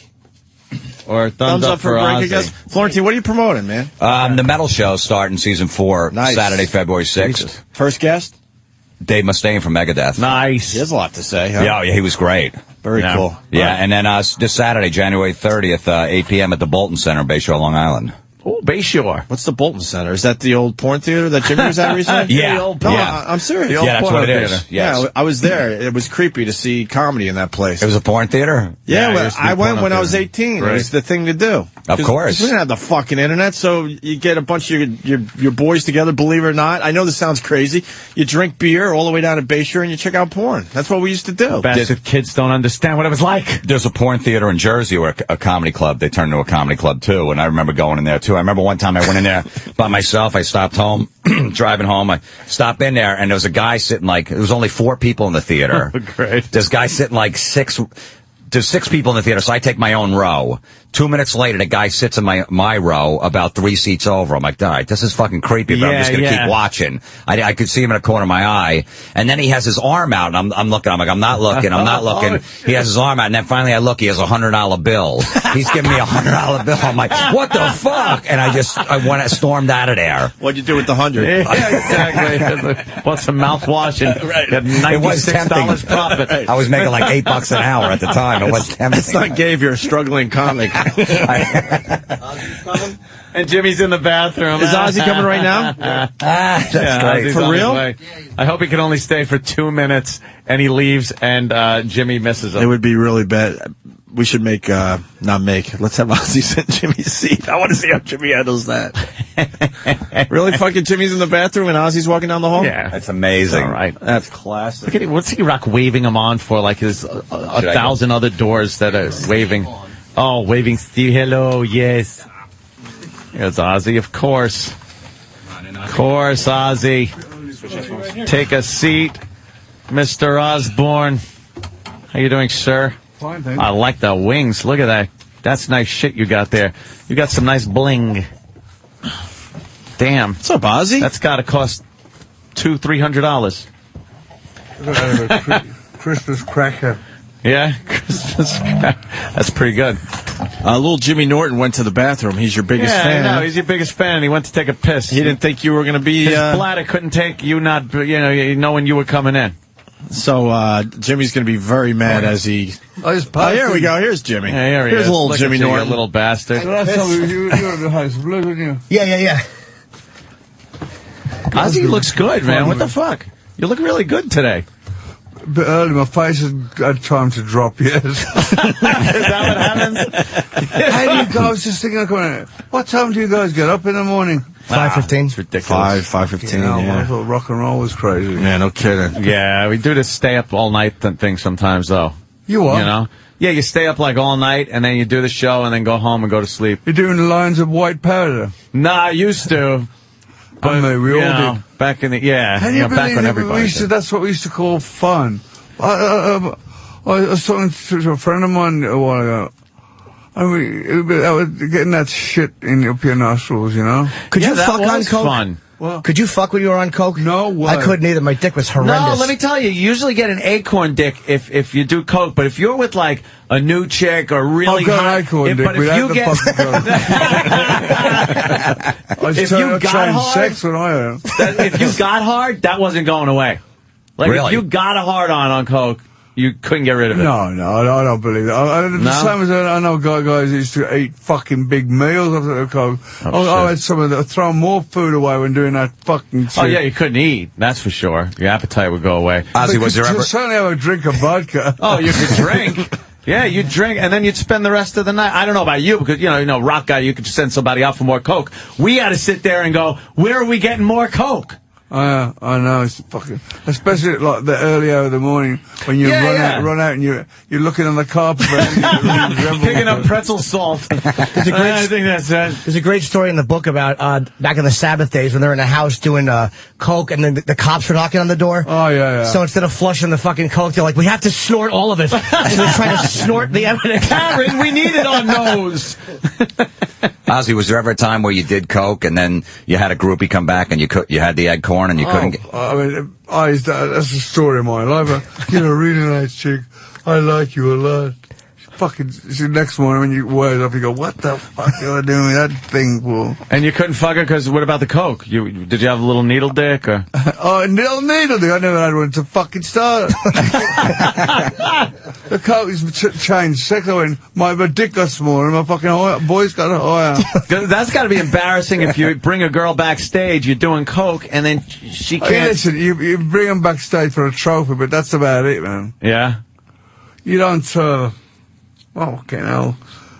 I never used to. I couldn't do shows with that stuff either. It's fucking really zap your voice. Oh, to fuck your throat up. Yeah. Your book is phenomenal, man. It's like.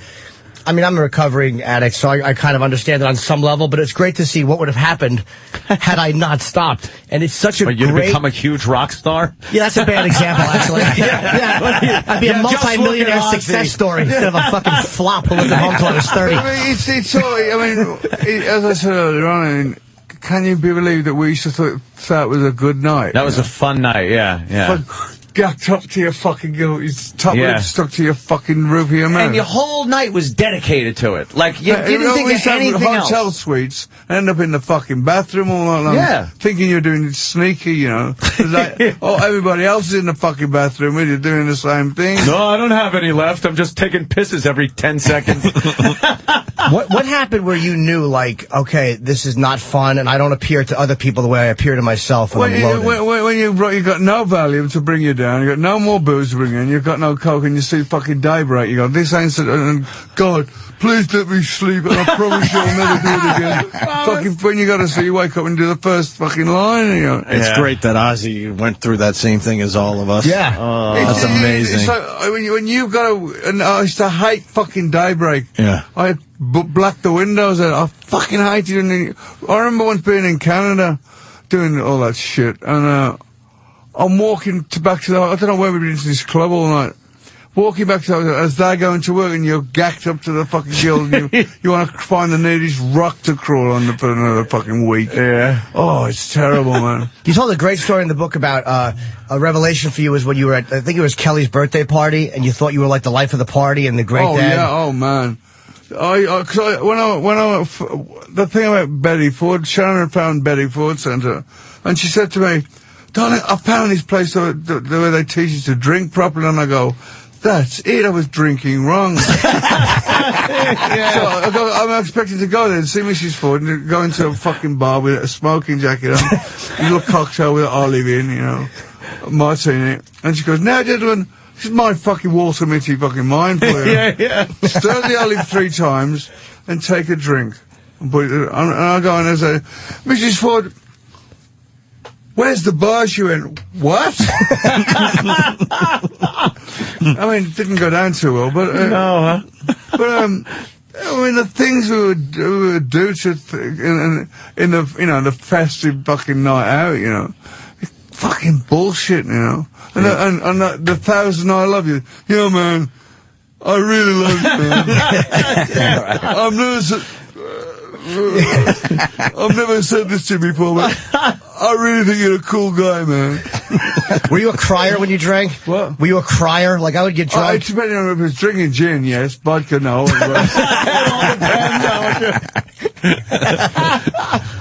Sharon would go, oh, the fucking gin bottle comes. Well, you said you saw a videotape of yourself. Like, oh, yeah, man. She goes, you should have seen yourself yesterday. And I go, oh, I was thinking, what the fuck you on about? I was playing with the kids. She said, do you want to see yourself? I said, what do you mean? She put the fucking cassette in. I did a fucking football tackle to the off switch. I was like, whoa! You didn't want to see that? I know. Fucking thing. The memory that I had of the day before wasn't what was on the fucking I go, it's a lie. Somebody else, not me.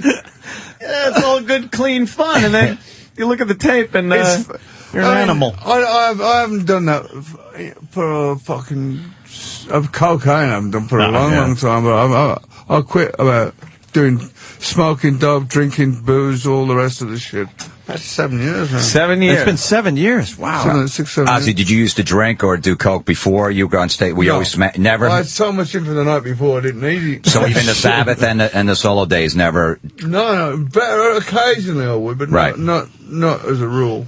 Oh wait, it was my like you give a horse a sugar lump, but that was at the end of the gig. I got my fucking coke. After you do the fastest show in the world. Let's go! I'm going to poison myself. It's like I'll have this line of coke and a line of rat poison. What's the difference? True. You never had to take a drink to take the edge off before a gig, though? Occasionally, but not very often. Did you ever get a driver's... One of my favorite parts of the book is he's just talking about how fucking horrible a driver he is and you could never pass it. Did you ever pass the driving test? Yeah, I just recently got one in California. Oh, you did? But I must have had fucking 90 fucking attempts. I was so fucked up. What was the problem? Alcohol and drugs. I never had him in the fucking car. The guy sitting next to me, the instructor was like, what the fuck? I'd pass out. Yeah. One time, I was just talking to Howard about one time I remember coming round, and I went, where the fuck? I look on the seat beside me, and there's a handwritten note. It says, Mr. Osborne, you've failed your test, and I suggest you don't drive this vehicle any further. He just left. Fucked up.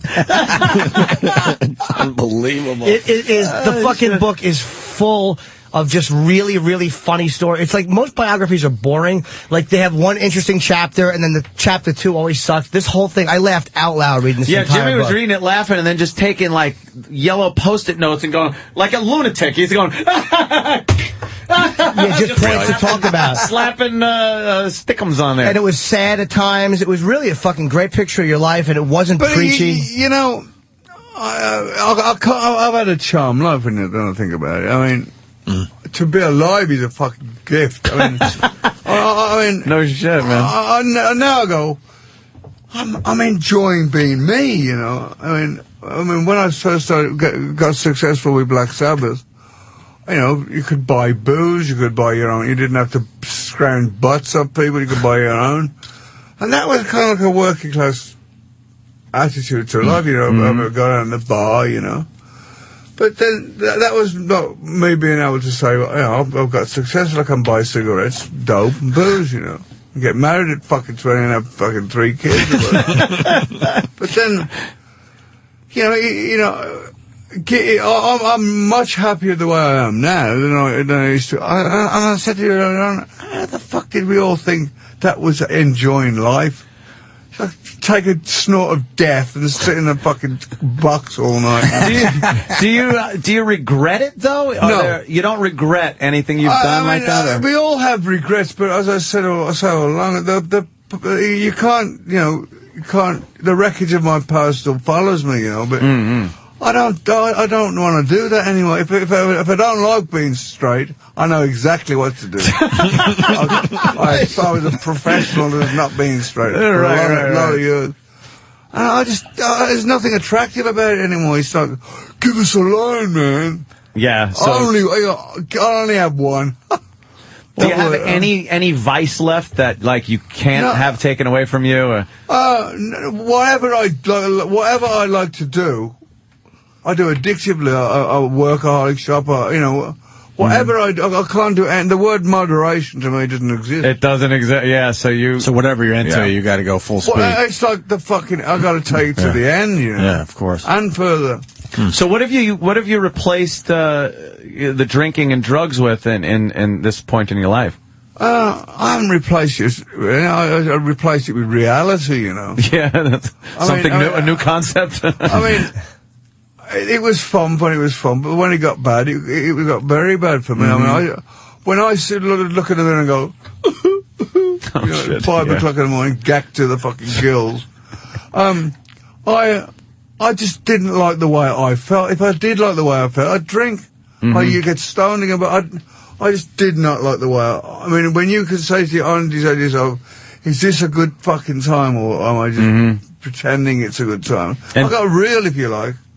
Did it take any one instance that made you just say, fuck this? Or? The first thing I stopped was cigarettes. Yeah? And I've been in rehabs a fucking bunch of them, with a bunch of hardcore smack users, and they go, you know, I could do the smack, but I can't put the cigarettes down. I didn't know why. I mean, I'm a singer, and I just threw the fucking things away. And then I thought, well, if that's easy, I'll just stop the drink and the drugs, you know. So the heroin wasn't tough to get off? Because I heard that's supposedly the toughest one. Well, I didn't use street heroin. I'd get doctors to shoot me with Demerol, morphine, and Vicodins and all the rest of the fucking some of the perks of being a rock star. Don't have but to you go out used on the to pull a street. lot of pranks, too, like when you get high and stuff, like, you know. Yeah, it's part of the gig, and fucking when some poor wretch is fucking out of his mind, passed out on the... That was dangerous when you were around me. you went to fucking sleep before me, and I was fucked up. Right. Wake up, baby, you got no eyebrows, no fucking hair, or... paint crap we did. I'll tell you what we should do. I love it. You shave somebody's eyebrows off. Yeah. And when because your eyebrows are expression. Yeah. You look in the mirror and they go, oh, fucking hell. I've got no eyebrows. I've got no expression. And I must be really ill going on. I can't look happy or sad. I had a guy, remember when they wear them chainmail suits? And fucking that guy, and Diary of a Madman. The chain suits, yeah. There was a guy, come over to my house, and we got this guy, fucking blitzkrieg. And I threw his clothes on the fucking fire. And he had to go home with his fucking red chain, These were Ozzy's performance clothing. Yes, his boyfriend. Fuck. No shit. Hey, let's get back to the book, because Jimmy wrote down a whole bunch of stuff that, that you read in the book that you want to ask Ozzy about, right? Or a couple things, maybe? One thing, there was a couple of things that were amazing to me. One was you got an AIDS test. Yeah. And, oh, man. That was fucking bad. Because I was doing so many drugs. Back then, the HIV test was in its primitive days, you know, so it came back as a borderline, which I read as a positive, and I was like, you fucking what? And I was like, freaked the fuck out, and then I had to wait another week for the fucking next one, which was negative, and I was like, was the first one real, and the second one not real? And it tore me a new fucking asshole, that did. You said that stopped you from cheating, too, after that. Really? Yeah? Wow. To a point, yeah, we all make mistakes. You're almost obligated if it's overseas. Yeah, that was like when Magic Johnson came out and said he had HIV. Every guy's like, I'm never doing that again. A week later, we're in the strip clubs. And we're like, whatever. I'm sure he was gay or whatever. Use a bag for like one time. Exactly, yeah. Just half the time. Use a bag, slide it off with a thumb. Yeah. There you go. No, it's still on as far as I think. What about the shit story? Dude, fucking Ozzy is you the gotta ask him greatest about the shit story. Shit your pants stories in fucking hit. There's no one with better shit stories than fucking Ozzy. Yeah. Well, there's one, supposedly like in, the hotels back in the day, like the ice machines were really low to the ground. Yeah. And they said, like, you know, when you get back to the hotel, you would shit in the ice machines. And then when people left their shoes outside the hotel door to get them shined, that Ozzy would shit in the shoes. And he wouldn't even just go to bed. He would wait up to hear the person come out and put his foot in it and go, what the fuck? So he'd be up all night by his door just waiting. Accomplished? Yeah. Go to bed. Holy shit, that's funny. Whose curtains did you use to wipe your ass? Roger Whittaker. Sharon was looking for a house. And the day before, I'd taken this fucking colon cleanser, which was like fucking dynamite. and I forgot, and I got this Roger Whittaker. You know who Roger Whittaker is? No, who is he? Roger Whittaker is like a folk singer kind of guy. It's whistles a lot. And what interested me about his house, he had a recording studio. I thought, oh, great, man. So and when I got to there, I was just like, oh no. But his house was for sale. He never put fucking toilet paper in his John. Oh, so it's his fault then. Can I to the relative person? Can I use his toilet? Sure. I'll go in, I fucking unload. I go, oh no, man, I got no toilet paper. So I sit on my toes and wipe my ass with his curtains.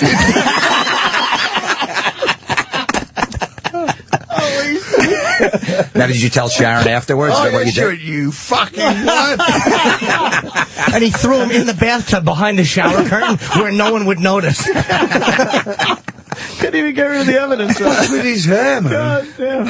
Oh, Sam? Yeah, Sam. Yeah, you're not hallucinating. We're not sure about Sam and his hair. You ain't alone. It's very Turn kinky. sideways. Turn sideways. Yeah. Fucking hell, man. Yeah, That's some hairdo. Yeah, it's like a bird's nest or something. So you're not married, yeah?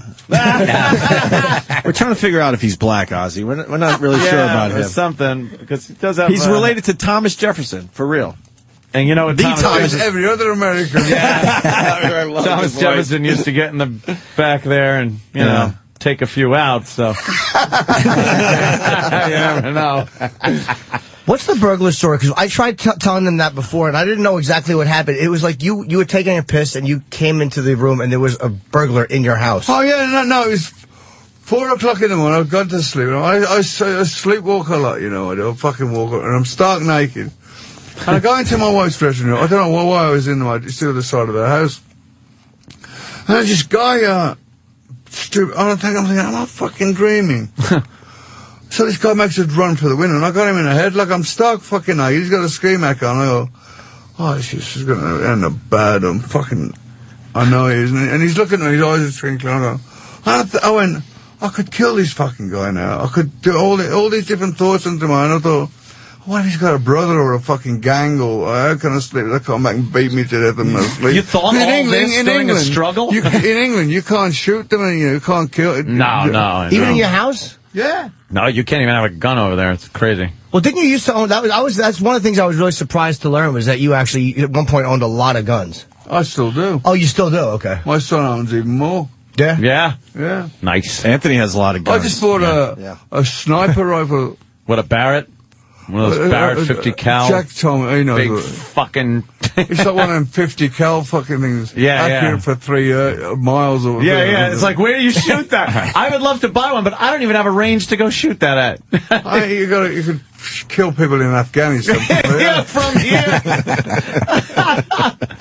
Oh, that's cool. I didn't know, because I've been in guns for forever. It's just something about guns that's attractive. I mean, in California, you can buy a gun like that, but you can't fucking get a driving license. You can go out of your pocket. I want to buy that fucking 357, dude. Sign it. Sure. You can be stoned out of your fucking face and buy a gun. Really? Yeah. Yeah, New York, it's a little rougher. The thing about it is, the cops have them also. Well, yeah. Yeah, you got. Do you ever remember that shootout in Hollywood? Oh yeah, when the cops had to go to the gun stores to get. Yeah, they had just had a body armor on, and they're shooting like crazy. The cops are shooting their 9mm, and they weren't doing anything. Yeah. The cops had to go to the gun stores around the town and get assault rifles from the gun stores to fight these guys. Really? The bank robbers, yeah. And then they finally took them out. That's an amazing story. That's a big one. Yeah. Have you and you and Sabbath have you and Tony and the guys have a bad relationship now, or is it okay? It's on and off. Some days we're talking, some days we ain't. But that's life, you know. I love the guys. I don't have anything, but I'm not going to start slagging them. Without them, I wouldn't be here. Without me, they wouldn't be there, you know. One thing I really like about the Sabbath days is the fact that we weren't some big mogul's success story where, you know, we didn't know it. We knew each other. I went to school with the same school as Tony. We got like a bunch of local guys that had a good idea, and it works, you know. But what would you say your favorite Sabbath album is, if you had to pick one? I don't have a favorite. It's certainly not Heaven and Hell.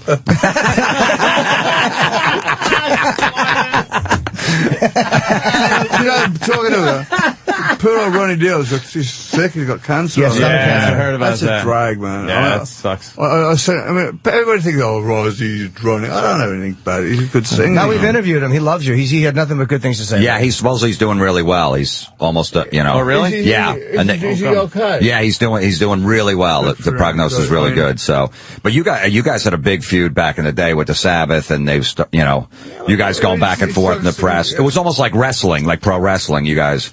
You know, it's people I'm going to give this thing to a guy called Ronnie, a little fucking bastard. But there was never really. I've never really met him. I've only met him a few times, but you know, good for him. I don't care. You know, I'm doing okay. And you had the little Ronnie midget come out during the Diver Madman tour, bring you water and stuff. Oh shit! Yeah, he had a little midget come out, Ronnie. He committed suicide, you know. He did. Really? Did he really? Jesus! The little midget guy killed himself. Wow, really? God damn! Jesus! What the hell did you do to him? No, He was depressed. He's a big drink. They're all drinking little guys. Fucking love to get fucking wasted on booze. Probably doesn't take much. Shorts. Yeah.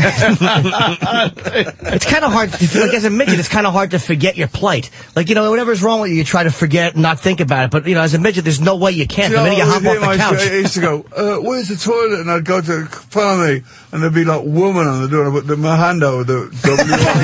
So he couldn't see. Oh, yeah, man, you go in here. Ozzy's got a million of them. Jesus, man, you got some pranks. Something else I learned from the book too is that I didn't know I only quit Sabbath just as you guys were getting started and joined Jethro Tull. Oh yeah, wow. Well, I mean, we were doing so. He's a great player, Tony. He's a fucking. There ain't nobody who comes up with heavy riffs like him. He's fucking great. And he quit and joined Jethro Tull. And Iommi is actually in that famous Rolling Stones circus. Rock and Roll Circus. The Rock and Roll Circus. Roll He's actually in that with Jethro Tull. And then he just got bored with those guys 4 days later and came back to you. I was like, what? I mean, that was... I don't think he liked the way... I mean, Tony's a leader, not a follower, you know. He's never been one to, take... I mean, apparently they were telling him what to wear, how to do it, and whatever. But one thing, he came back and he says, if we want to do anything, we've got to get really fucking serious about it, Yeah. But it's all fucking... It was a great... Every band that I've been with, like, from the beginning days, it's always the best fun. Yeah. You've got nothing to lose, When I did the Blizzard and Diary albums, that was fun, Right, like at the beginning, building it up. It's all great. Together like that. You got nothing to lose and everything to gain. Right, exactly. But when you get up there, you got to try and beat your last record. Now you got to try to stay where you are, and that's a tough one. A lot of people don't notice though with the Blizzard of Oz and the Diary of a Madman, those albums they recorded them at the same time. Because you guys wanted to go out on the road for like 2 to 3 years. Yeah. So imagine if they would have put that as a double album. That probably would have been the greatest double album of all time. But double album, but it's we only had to do 8 songs back then. Yeah, I know. 500 fucking songs on a single. Double albums. God damn. But I mean, not many successful double albums though. Right, there isn't. I mean, Physical Graffiti or something like that. But I mean, Frampton Comes Alive. They recorded a few, I know. But they recorded those 2 at the same time, which was I amazing. didn't know that. Yeah, and then went on tour for about a year and a half, and then put Diary of a Madman out. It was already done. Nowadays, that would have just been out online the next day anyway, and you couldn't stash an album away for a year. I mean, if you'd have said to me 20 years ago, this is what it's going to be like in the future, I'd have thought you're fucking stoned. Really? Yeah, because how would you... You can say, I want that record off that album, on that record off that album, make your own compilations. Yeah, you can mix and make your own compilations now. What do you think of that whole thing, aside from buying... It's kind of sad in a way, but it's progress. I think it's going to be... Someone's going to have to come up with a new idea soon, because it's not cost-effective to make records anyway. I mean, everybody does fucking 300-year tours now, Yeah, and they're just piecemealing together what they want to hear, so if you put an album out... You're good for what? A song, maybe 2 if you're lucky on the album. Yeah, I'm just completing my new album. I haven't got a title for it yet, but I'm nearly done now. Do you find that it might help cut out the record companies though, who have a lot of times fucked the artists? So it's like if the artist can, I know that's groundbreaking information, but if the artist can kind of just put it out on iTunes or something like that, you guys can in a lot of ways not get fucked by the record companies. Yeah, but you know what? It's not so much me and people in my generation. But the new kids, now the record companies apparently want part of the gig money, part of the everything. Money. Yeah, concessions, I don't know, it's fucking... That's rough. What do you attribute? Because Sabbath was amazing. You guys wouldn't get record play, and then you came over from England, and by the time you got, I think, from New York to California, everybody knew who you were. Yeah. It was like, what was it that spread that so fast? There was no internet.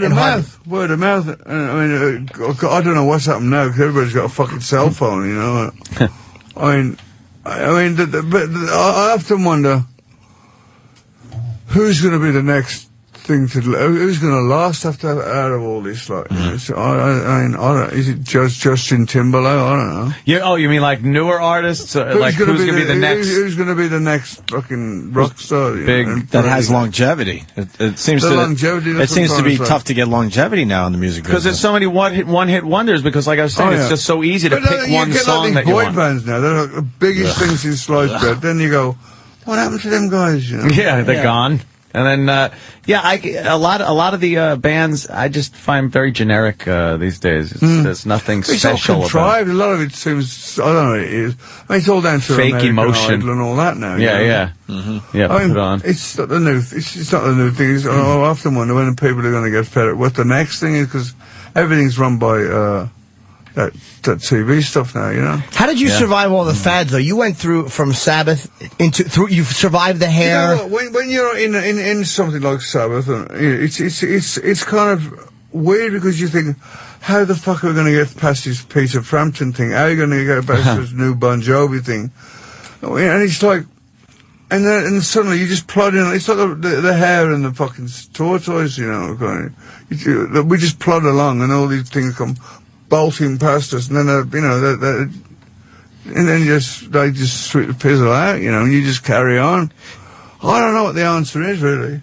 I know you're in music because of McCartney. There's really a cool when you talk. I related to something you said about, because I'm obviously a huge fan of you and a few other artists, and I'm a blithering idiot when I meet people I like. I'm never comfortable. I think you figured that out. Times, I'm disappointed. If I like somebody from a distance and I go, I imagine what he's going to be like, but sometimes I'm very mistaken and I go, very disappointed, right? Fucking ass. Yeah. McCartney, when I met him, he was great. Elton John's a great guy. Who was an asshole? Sorry? Who was an asshole? I knew somebody was going to say that. Come on, I mean, you set it up. We need to know. I don't want to reveal my asshole. How about, give us a clue. What? Give us a clue.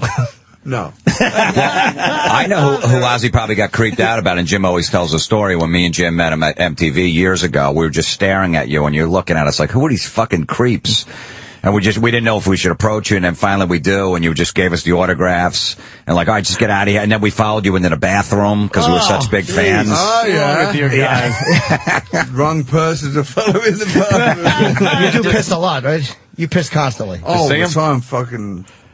No, I didn't get to see. You didn't see his hog? No, it wasn't a gay thing. It was just out of respect. Sometimes you check someone's penis out of respect. It's not a fucking homosexual thing. You checked out Ozzy's penis? No, I don't fucking check out other guys' penis. Thank you, Ozzy. No, I didn't actually. I know a good few people that like to check your penis. Do you know how many fucking cell phone pictures of my dick I've sent out? It's embarrassing. That's why I have a cell phone, to send people shots of my dick. What did you say to McCartney when you met him? Hello. Smart ass. He'd heard that I was a big fan. That guy's written. Somebody just bought me for this Christmas his gig at the new football stadium thing. He's a fucking guy, 60-something. He did like a 4-hour fucking shot, and every song would he go, fucking hell, yeah, and oh wow, you know. He's got such a great body of work, that guy. Yeah, and he sounds... Whatever you say about the guy, he's written some of the most fucking phenomenal songs of all time. And he sounds good live, too. He did the Super Bowl a few years ago. I've seen him a few times live, and he's just fucking great live. Do you get a kick out of the fact that your idols know who you are? Like, is that cool for you when you meet somebody who you always love? I don't even think about it. I mean, the Beatles were the one that lit my fucking light, you know, and I mean, they just sent. I wanted to become a Beatle. This is him. Paul McCartney running up with my sister, or John Lennon marrying my dad, or something, you know. Was that a big thing to get your ass over to the States? Oh yeah, back then. And was it because of the Beatles that kind of influence? America was like the fucking place to crack, you know. Because had you played all over Europe, or were you just? Yeah. Oh, okay. So how did that go? Like, were you accepted and wow, these guys fucking rock, or we first came to America with our own PA system, which in England was like 400 fucking cabinets, you know, which half of it ended up in one state. We lost a lot of it. Really? And then it was just the experience of being in this country was fucking great. I remember when we landed in Kennedy Airport, and it was like a warm summer evening, and it was just something about it was just so attractive to us. Yeah, I bet. It wasn't, you didn't have any reservations like, holy shit, how the hell are we gonna even live? It was, I mean, when I first came to New York, I wouldn't go to the hotel for fucking months. Yeah. I was thinking, you dirty rat. That's all we got. That's all we got in England. We got the movies, the Yeah, guns. that's what New York was. Just a bunch of the fucking gangsters. people Old Jimmy gangsters. Cagney. Hey, stick him up. Stick See 'em up. fucking Roy Riders galloping down Fifth Avenue. And then when did you finally realize, like, wow, I think we're onto something here in the States? About 1993. He rules. Fucking Ozzy. And I'm amazed, too, that Ozfest came because fucking stupid Lollapalooza, Sharon had called to get you on Lollapalooza, and those fucking dummies didn't understand how popular you still were, and They said, oh, we can't find... I mean, I got fucking... what's that, the guy's name? Perry Farrell.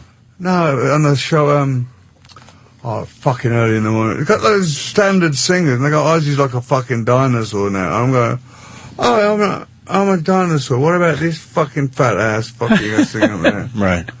What's his name? He's like Sinatra. What's his? Oh Christ! Like it's Tony Bennett. Singer? Tony Bennett. Oh, Tony Bennett. Tony Bennett's on a lot of it, and he's a nice guy, you know, but fucking. But no kid. That's for sure. Yeah, that's right. I'm not a fan of his music either. I don't my heart and Sam put a smile on your face. Yeah, so Sharon said, fuck them, we'll do our own. I said, whoa, slow down a bit, mama. I said, don't do, if you're going to do that, don't do too many shows. Because if it didn't work out, we're going to fucking great. We like fucking 500 shows, you know, but nobody in there. So it started off like 4, 5, 6 songs, tours, venues, and it grew from there. And you guys are going to do it this year again? Oh, absolutely. That's amazing, because you guys, took a couple years off and stuff. A year off. A year off. I wrote a book and did a fucking album, so that's my year off. Yeah, they got a solo album coming out, and some year off. We got to wrap up, unfortunately, with these are the stuff. Yeah, we got another minute or two, but a lot of people say Sharon kind of pushes you into working when you want to relax. Well, I mean, I'm a lazy ass, you know. I had the idea of being a rock star was like living like a bohemian, fucking eating grapes on a yeah, being fed. Yeah, but I mean, she loves fucking driving us. She just did that fucking Celebrity Apprentice. She got so sick with this fucking Persian flu, whatever the fuck's going on now. Really? And I said, what the fuck are you doing? She'd get up at 5 in the morning and work all day till 11, you know. And I said, Sharon, is it fucking work? I said, okay, I'll impersonate Donald Trump. You're fired. Stay home. It sucks about that show. You know, Sharon, all the contestants have to raise money for the charity, and whoever gets the most money has all the other people's money to go into their charity. That's fucked. Oh, so the other charities get fucked out of money? No. Say us guys are on the show. Our job is to get money for whatever charity we're representing there. Whoever out of us gets the most money, we all have to give him our money. Yeah, so only one charity gets money. Pardon? Only one charity gets the money? Yeah. Okay, that's fucked. Yeah, that's not cool for the other charities, right? Sharon was fucking working her ass on that thing. Yeah, you don't like Donald Trump, huh? I know, he's a nice guy. He's a nice guy. I thought he was one of the assholes. I know. I think that's a fucking bit of a wacky rule. We were just trying to trip you up. But whatever they say about it, I mean, Ozzy always admits this, that if it wasn't for Sharon, he would have never had a solo career. He basically would have just petered out on nothing. She saved him. You were laying on a couch for 6 months after you left Sabbath, just drinking. And she got your ass in gear and got your band and got you back out on the road. Yeah, so if it wasn't for her, no Ozfest. But how is this any different than a husband and wife? Like, it's so fucked up, but it's like, oh, boy, Sharon pushes him. But Sharon, you ever been fucking married? Your wife is up your ass the whole fucking time. They weren't married at the time. They weren't even together. When I was married, she was. Someone had dropped off an envelope with $500, and like, could you give this to Sharon? So he's like, Coke. This guy drops an empty envelope for you. It's like it's written out $500. What the fuck kind of a guy would do that? There's a lot of great fucking Sharon really screaming at him stories in the book too. Shit, I bet. The thing is, you've always been really honest about yourself and your flaws. It's like you don't try to put up a rock star persona. It's like you talk about being afraid. It's too much like hard work for me to come and be the fucking dick of the party. It's Ozzy over there. I mean, I'm glad that people know I'm there now, rather than didn't want me there. Right. But I don't. It's the way I am. I don't want to be like this fucking ego prick. I think it's hence the hard work. longevity. You see these guys who've got this. I remember I met that fucking Daryl Hall and fucking Oates guy. He was like looking down his fucking eyes. I'm like, oh, for fuck's sake! Been there, done it, got over it. Do you get scared before you go on stage? Every night. Every Still, time. that's something that I think amazes everybody. Because, I mean, singers only got one instrument, which they can't change their voice. Guitar player can change his voice, and drummer can change his drums. Do you know if you're like as a comic, I know a couple minutes into it if it's going to be a bad night. Can you feel that sometimes when you're up there like, oh, this is going to be a rough one? When my voice goes, thank you, God, you fucking asshole. I know there was some, not that I would ever compare myself to the great Ozzy Osbourne, but there were many nights, because I would sing with bands when I was growing up, where you would think, oh, I am fucked tonight. I can't even talk, nonetheless sing. And then you get up, one of the best nights you could sing. And then sometimes you think you're going to have a great night, and you can't hit a fucking note. I did a show in Canada, Vancouver, and I'm fine. I'm absolutely fucking fine. Warm up my voice, go on stage, and I go, I'm like, oh, beam me up, Scotty, you fuck pig, get me out of here. That's when you look at the set list and go, shit, that's a lot of songs. Oh, you got a fucking hangover from the night before, and I remember we went to Biloxi, Mississippi. We had 2 days off. I got off the bus, straight in the fucking bar, there for 2 days. I did a show on the third day, and I'm not there going, paranoid's my end of the night, and I go, fucking God, get me to paranoid. Just get me to fucking, just kill me now. I mean, the sound of a fucking bee flying past me was louder than the fucking blood. Get me to paranoid, God, for fuck's sake. You look great. Drop that song. Hello, good night. Finish with my woman. How great is it when you know you're rolling into the final song of the night and you made it? Is it the best feeling? Especially when you, and that's one of the things I'm glad I don't have to do anymore. I don't have to pretend I'm having fun when I'm not, Yeah. You're up there having a good time, man. Yeah, they're most of the time. We gotta get them they're out of panicky here. Pete's out there. They gotta get other interviews to do. Ozzy, thank you so much. man. Jimmy wants something from Ozzy, don't you, Jimmy? You were gonna ask him for something? Want a kiss? No! You're not gonna look at my dick. No. It's got 2 Viagra strapped to it. Ozzy, have you ever used Viagra or Cialis? Oh, yeah. Great, isn't it? Yeah, but when you do the coke, you get a boner, but you can't have a shuddering leg at the end of it.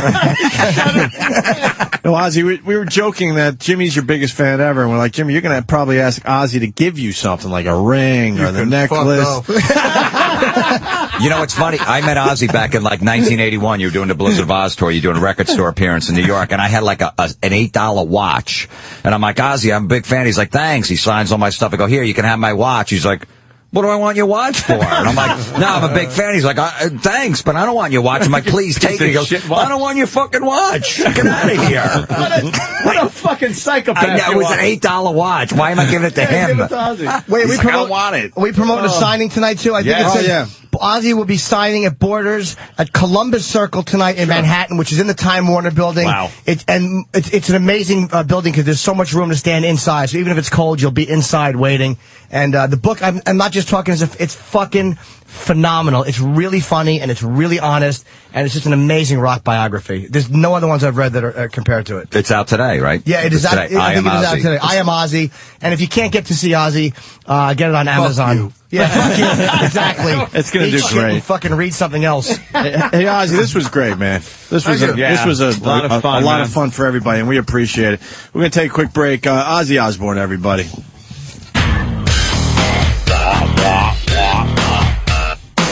Fucking Ozzy, man. We were talking about the interview, and we've had Ozzy on many, many times over the years. I've lost track. A lot of phoners, 3 or 4 studio visits. Yeah. That was the best Ozzy interview we've ever done. He kicked ass. He was really on, really sharp, funny as all hell, right? 61 years old. 61 years old? Up all morning doing interviews. Fucking sharp at the comedy, my God. He was on it. On fire, like he had these lines rehearsed. Yeah. I know, he's fucking hysterical. It's like Jimmy just goes, yeah, so if you can't get down there to see Ozzy, fuck you. Yeah. You know what's going to be? Ozzy left his Starbucks cup here that he was drinking out. You think Jim wants this? You want it, right? You're just as bad as Jim. Florentine in studio. I gave Jim a poster with Ozzy, Randy Rhoads, and Rudy Sarzo signed. Signed Randy Rhoads. I gave that up, so I think I should get the Starbucks. I didn't realize that. But it is Jim's show, so if he wants it. I didn't realize you were an Uber fan like fucking Norton. You're right there. You're right behind him. You're showing me an old fucking Black Sabbath video that's on your phone. On my iPhone, yeah, absolutely. Because Jim Florentine was telling me that there was a time where Ozzy sang from the side of the stage. Well, not the side, but he wasn't front and center. He was more off to the left side. If you're looking at the stage, Tony Iommi took the center stage where the singer sang because he said, "It's my band. I don't care. I write all the stuff." Wow. Around 75, 76, and he would so Ozzy was on the side where the guitar player is. It's the weirdest thing.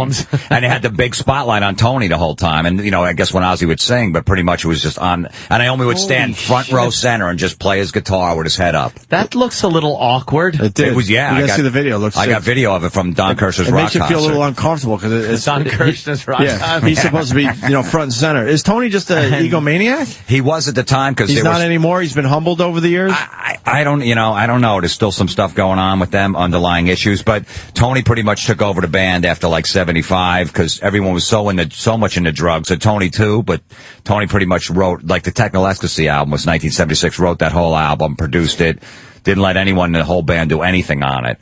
Is it a good album? I don't know. I gotta be honest with you. It's not their best. It's probably. What was the hit off it for us? There was no hit. Rock and Roll Doctor. Look at Ozzy. Holy shit, that is an old. Yeah, we're talking about Jimmy just on the side of the stage. Came back in, Ozzy singing from kind of Don Kirshner's rock concert. Center. Yeah. And now Black Sabbath on Don Kirshner's rock concert. What song is this? Ozzy Osbourne. This killing.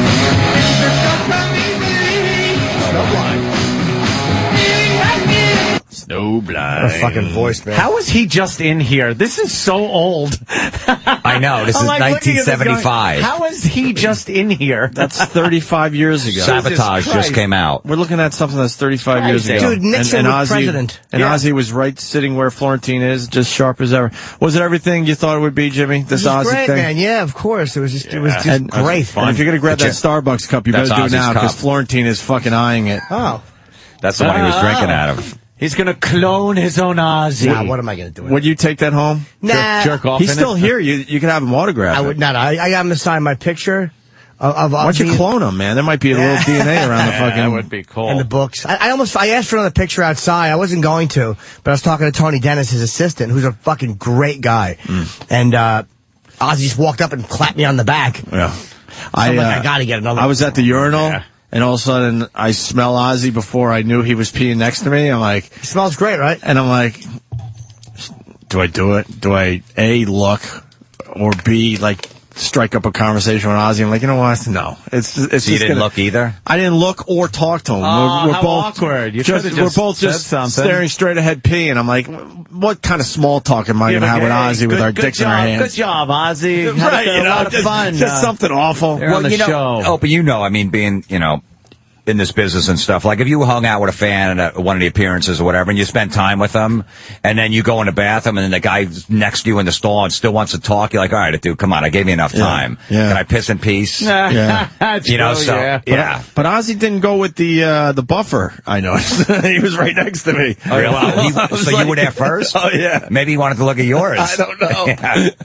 I'm just fucking around. I think there were other people. When he walked up and I'm out there, you have to say, I think it's Ozzy Osbourne. What am I going to say? I have to say something. I wanted to say, he claps you. I was going to say something like I can relate to him. And I'm like, you know what? I'm not saying shit. I'm just going to pee.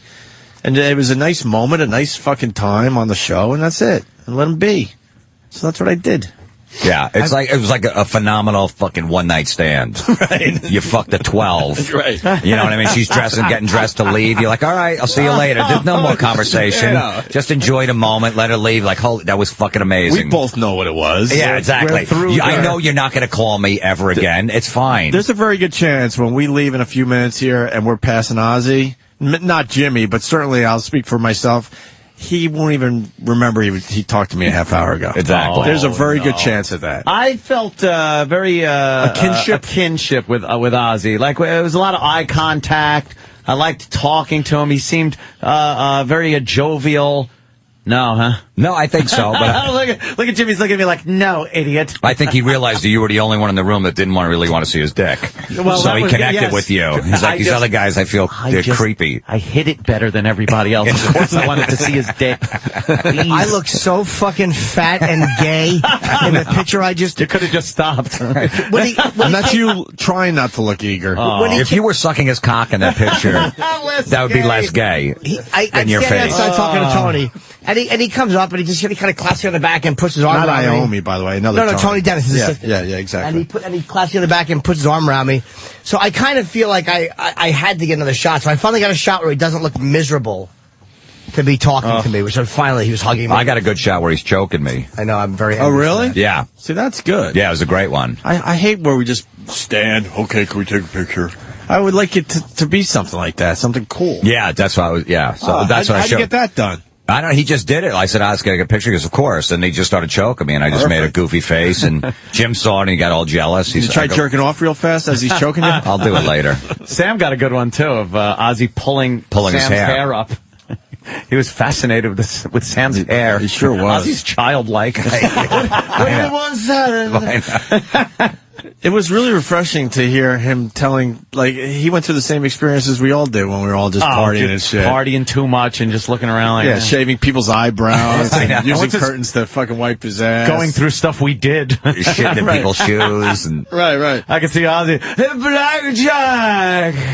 Jim, I don't know if I didn't read the book yet. Did he write in there when he brought the girl over in Japan? No. He brings this groupie back to the room. He was so fucked up. He forgot that Sharon was in the room. Get the fuck yeah. Yeah, beat the shit out of everybody. That's a faux pas. I know. Didn't Sharon beat up everybody? Yeah, Ozzy, the girl. The girl. Yeah, he brings her back. He forgot she was in town. He was so hammered. Oh, that's great.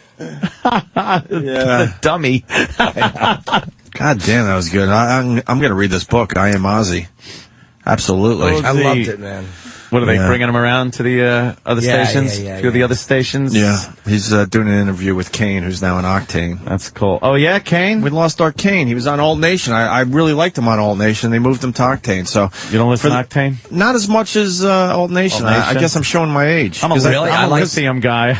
Lithium, All Nation, and a little Octane. I go Boneyard. I love the Boneyard. And I do a little Boneyard. They go a little too deep for me. Yeah? I know. Because I'm not a metalhead like you guys. See, because I don't like the Hair Nation is Occasionally Hair Nation. Occasionally, but it's just too much. The Hair Nation. Too many hits. Good song too many hits? Stuff, yeah, I think on Hair Nation. But that's the struggle. Like, if I go to Hair Nation or Boneyard, I want to hear a few hits. But that's good, though. It's good that they have the two, because if they mixed them, then it'd be like, you hear You Shook Me All Night Long, and then some real deep cut, and it would fuck everything up. So it's good that they got the two different stations. Yeah, I hear you. I love Boneyard. Old Scorpions and... Scorpions! Oh, yeah. They announced they're done after another album and an 18-month tour. 3 years. 3 year tour. That's 3 years? 3 year tour. What band announces 3 years early that they're going to break up? They're going to be on the road until 2012. We're on to them. That's all just bullshit to, like you were saying about Brett Favre. Just get your name in the press, Yeah, Get people thinking about the Scorpions for a few days. We're taping that metal show today, and that's our topic. We're going to talk about the Scorpions. They ain't going anywhere. No. They got a little more wind of change. They've been around since 72. They put their first album Get out. the fuck out. So it'll be 40 years. Get the fuck out. They formed in the late 60s. No. Like 68. No way. Yeah. What was their first song? Did it sound like the Beatles? Yeah, it was all really like jam kind of Beatles, like the first couple albums. No. Give me a Scorpion song from like the late 60s, early 70s that sound like that. And then where the fuck were they in like the entire 70s? They didn't hit until like 76, 77, Taken by Force, and then they was it even that early? They started getting a little. No, and then they Love Drive came out in 1979, Another Piece of Meat. Loving You Sunday Morning, they started picking up steam. And then Blackout, 1980, was a huge. Yeah. You know your States shit. album. You should have like a metal show or something. Oh, he does. Yeah. Yeah. We couldn't get Ozzy on, but it's like... Why? And they were mad that VH1 people didn't get back to Ozzy's people. I'm like, look, it's a fucking show on digital cable. The guy's doing a Today Show. You know what I mean? He's doing huge radio shows. You know, so he's not... That's not even on their radar. Sometimes you do have to humble yourself and go, look... He's doing other things. I didn't take it personally. I'm like, look, Don't take it personally. we're in less homes than the NFL Network, all right? He's Ozzy Osbourne. It's true. Sometimes you got to suck it up. They're like, we're not going to promote his book. I'm like, look, are you that fucking childish? Oh, wow. Really? Oh, boy, now he won't sell any. Yeah, I know, really. Yeah. That's going to hurt 5 sales. I was going to say, he'll notice the boycott, I'm sure. Travis has one song from their first album, The Scorpions. Oh, okay. Wow, you might turn me on to something new today. It's pretty cool. It's pretty cool stuff, their old stuff. Now, I'm all about Rocky Like a Hurricane, The Scorpions hit, so let's hear what this sounded like off their first album almost 40 years ago. Oh, yeah, this is a pretty cool jam song.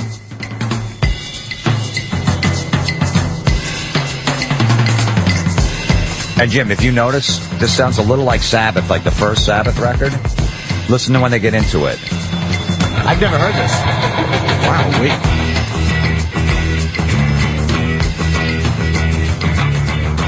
Little Zeppelin right there, brother. Yeah. Those good times, bad times. See, doesn't it Sabbath? Yeah, very much. Warning, Wyoming. Yeah. Not yet. You could play this for people that know Scorpions in and out, and they would not guess who this is. No way. Vocals kick in? At the end of the song, there's only a minute of vocals in This here. is like the LSD background music from some movie. This is Monday Night Mystery movie. This is Sabbath. This is Zeppelin. That's close to some Zeppelin riffs right there, man. Just slightly off. Wow. This sounds nothing like the Scorpions. Uli John Roth was a guitar player, real freaky. Hendrix heavily influenced on this. You a Hendrix fan? Yeah.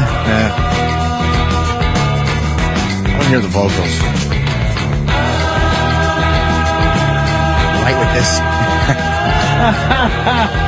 Sounds like Aquarius. Yeah, it's fucking endless deal. What's that Aquarius song?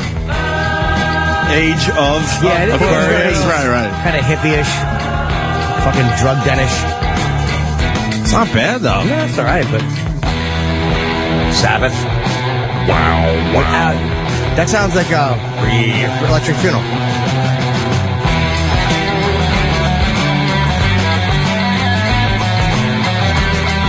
That's the end of that Sabbath song.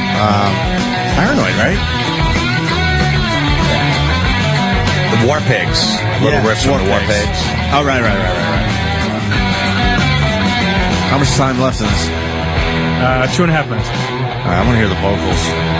Fuck it, what else are we doing with this 2.5 minutes? Let it roll. Walking through the desert. Is that you talking? No, it's the...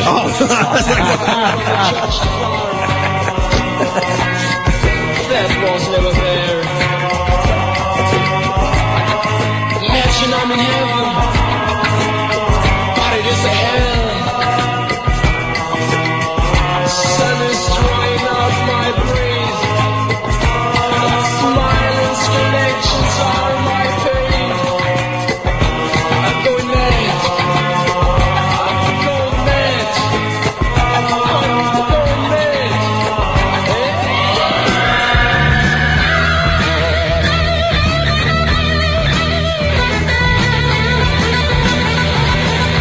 Rock. Good. It's not bad. Well, this ain't the zoo, though. No. This is a far cry from the zoo. This is groovy.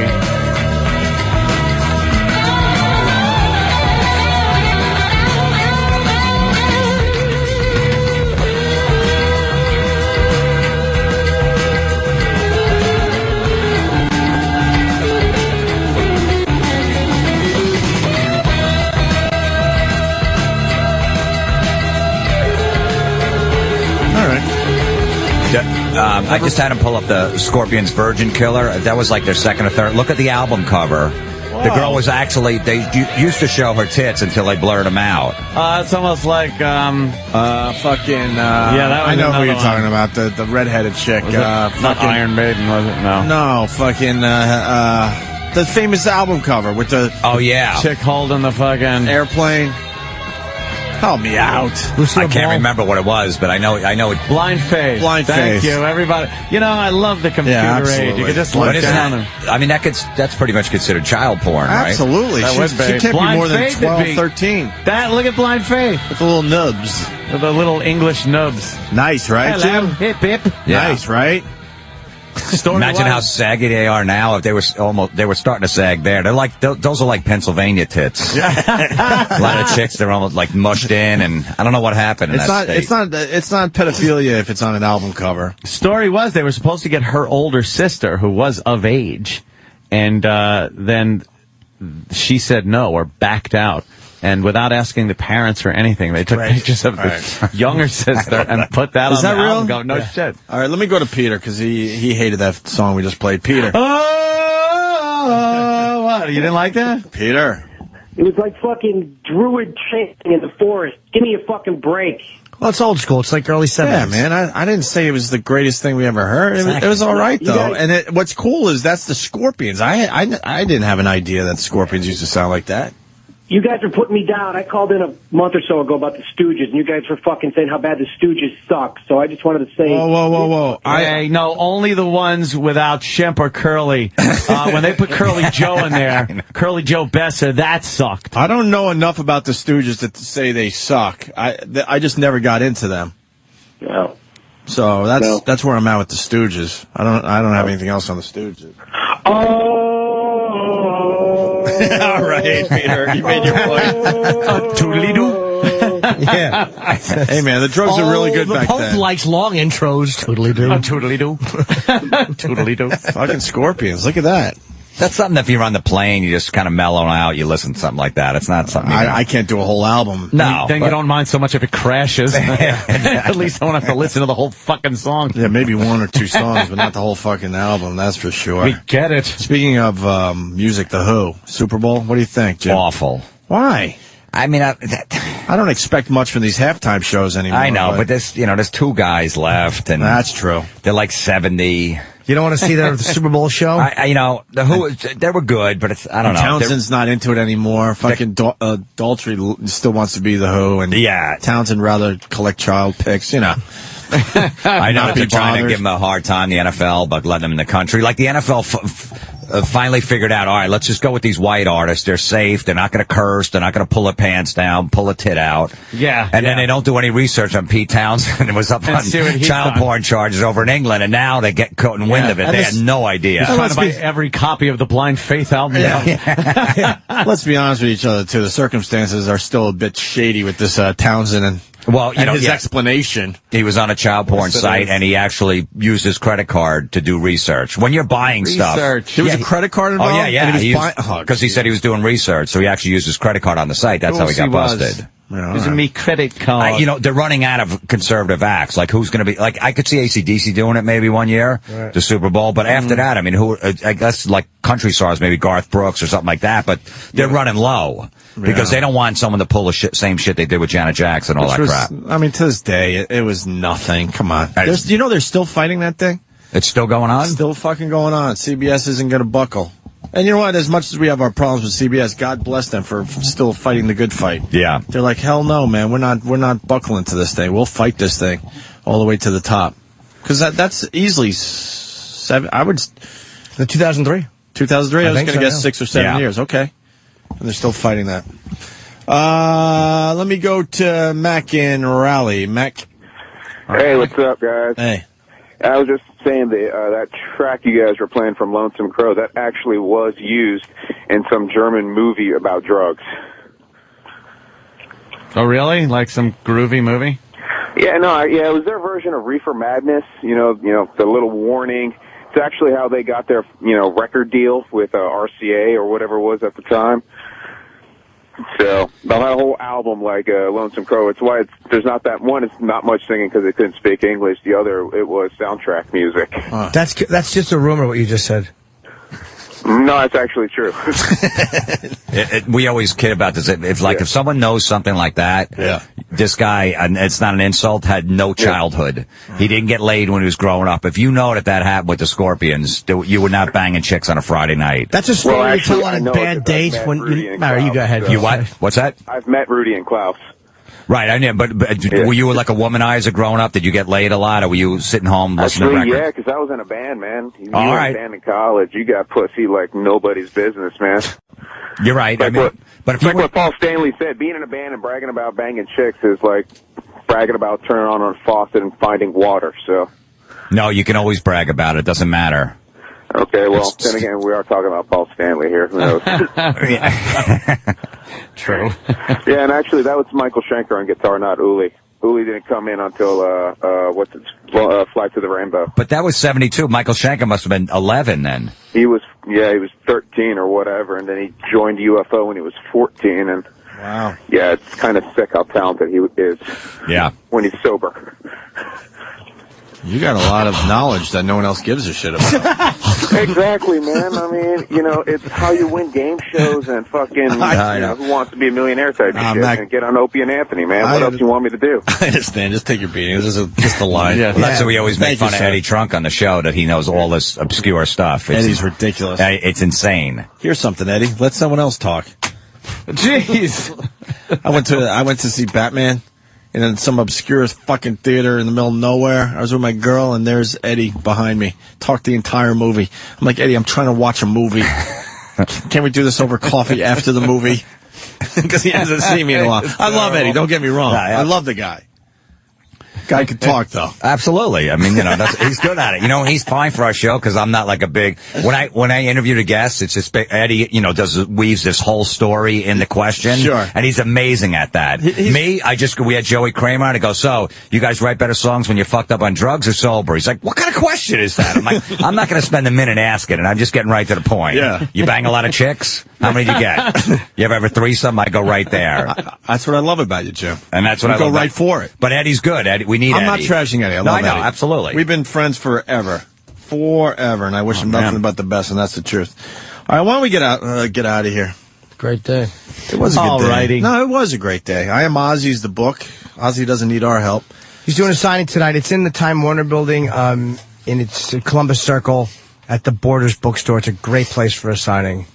So, if you're around, go see him. Yes. If you can't get to it, go on Amazon. But it really is a funny book. Just amazing how comfortable Jim is with Ozzy Osbourne now. That Ozzy's going to be like 2 blocks away from where he lives, and he's not going over there. Yeah. That is odd. You are, yeah. You're like you're comfortable in your marriage now. I remember the first time we had Ozzy, and I think me and Ant were both thinking, you know what, we'll call it in. Fucking Jimmy's like this huge Ozzy fan. Right. I love Ozzy too, but look, we don't have to do any of the heavy lifting. We'll sit back and watch Jimmy interact with his hero, right? Right. The only time I ever seen Jimmy starstruck, and he was just staring at Florentine. He was literally staring at him without asking him anything. I'm like, holy shit! And we had to pick up the ball and like work Jimmy through it. Believe it or not, That was not that he needs our help usually, but it was unbelievable to me. I couldn't fucking talk. He literally was just staring and couldn't really. And we were kind of pushing Jimmy without like fucking throwing him under the bus, like Jimmy, and nothing. Yeah, it was awful. It was like the Chef of the Future commercial. But I did the same thing when Gene first came in back in like 2002 at NEW. Yeah. I couldn't talk. And so, see, only those 2 guys. Everyone else, Jimmy's right there. Fucking, he'll ask him anything. And then Opie goes, Jimmy, you're with your hero. You don't want to ask him questions, Gene Simmons. Right. And I'm like, whatever happened to Star Stowe, who was a Playboy bunny that he used to do photo shoots with? And they laughed because they didn't know Star Stowe was a person. They didn't know exactly what it was. Right. So whatever happened to Star Stowe? And he goes, and they laughed. He goes, that's not very funny. She died. And I was like, all right. Oh, all right. That was uncomfortable. I had the worst moment ever. This band Saxon, they're from England. Sure. So I'm at 16 years old. I meet them after the show. They had no fans. They were in the States the first time. They told me and my brother, hey, if you guys want to come back to a hotel and drink with us, you can. I'm like, holy shit, this is great. We're in the elevator with the whole band. I'm a huge fan. I'm 16 years old. We're going up. It's complete silence. I just go, So, do you guys have elevators over in England? That's what I fucking said. It was the worst thing that had ever come out of my mouth. And they're like, of course we do. Yeah. And I'm like, oh, okay. The lift. Yeah, okay. Do you guys have elevators over in England? That's what I said. Is that one of those moments you still go back over and go like, oh, the worst thing I've ever said in my life. Amazing. Worse than I love you to girls that that came back to haunt me. That was the worst thing I've ever said. So that is a bad one. Isn't that bad? Florentine, are you officially back in our camp or what? Where are we at with this? What? We're, I fuck everybody. That's a good way to look at it. No, we just want you on the show more. No, I love it, man. It's a great hang. I'm comfortable with you guys. It's awesome. What do you got? What are you promoting there, Jim? This Saturday night, 8 o'clock, Bolton Center in Bayshore, Long Island. That's the porn theater? That's the theater I did that you came to. It's a great venue. What did we call it when you were there? I don't think porn theater. We did, right? Yeah, porn theater. We just called it the old porn theater. And then, the metal show starts season 4 February 6th, 11 p.m. VH1 Classic. Dave Mustaine's our first guest. Nice. Very and cool. Fans in San Diego will be out there February 19th doing a show. JimFlorentine.com. And we'll get you back sooner than later. Certainly. I'm going to be in LA for the next 6 weeks. I guess then staying that'll out be there later. for a while. But yeah, in March. In March, we'll have Florentine back. Always a pleasure. Jim, you're good? One thing, Richmond this weekend, Friday and Saturday only, because I'm not doing Leno Thursday, so they didn't do the show Thursday. So Friday, Saturday only in Richmond, Virginia. I think the Funny Bone. See, he's already blown you off. See, you should have went with Conan. I know. It hurts my feelings already. Well, Jim's just not getting it done. No. He'll be part of the Leno's show when he goes back. I hope so. They all like me, so. Dude. I'm almost glad I'm not doing it because I don't want to fuck it up right before they go back to the Tonight Show. I know my luck. I'd say something horrendous in my last sentence on the fucking 10 o'clock show. We're never going to have him back again. That's pretty much it. You're a clit hat. Jim, why did you say clit hat? And your segments were great. The ratings were great. So, yeah, you know what? You should probably tell him you're sick and you can't do any more shows for the next month. Yeah, I should just lay low and not fuck it up. Lay fucking low. This before he goes off, the 10 o'clock, yeah. All right, guys. That's it, I guess. We'll see you tomorrow. Thank you. Yes. Bye.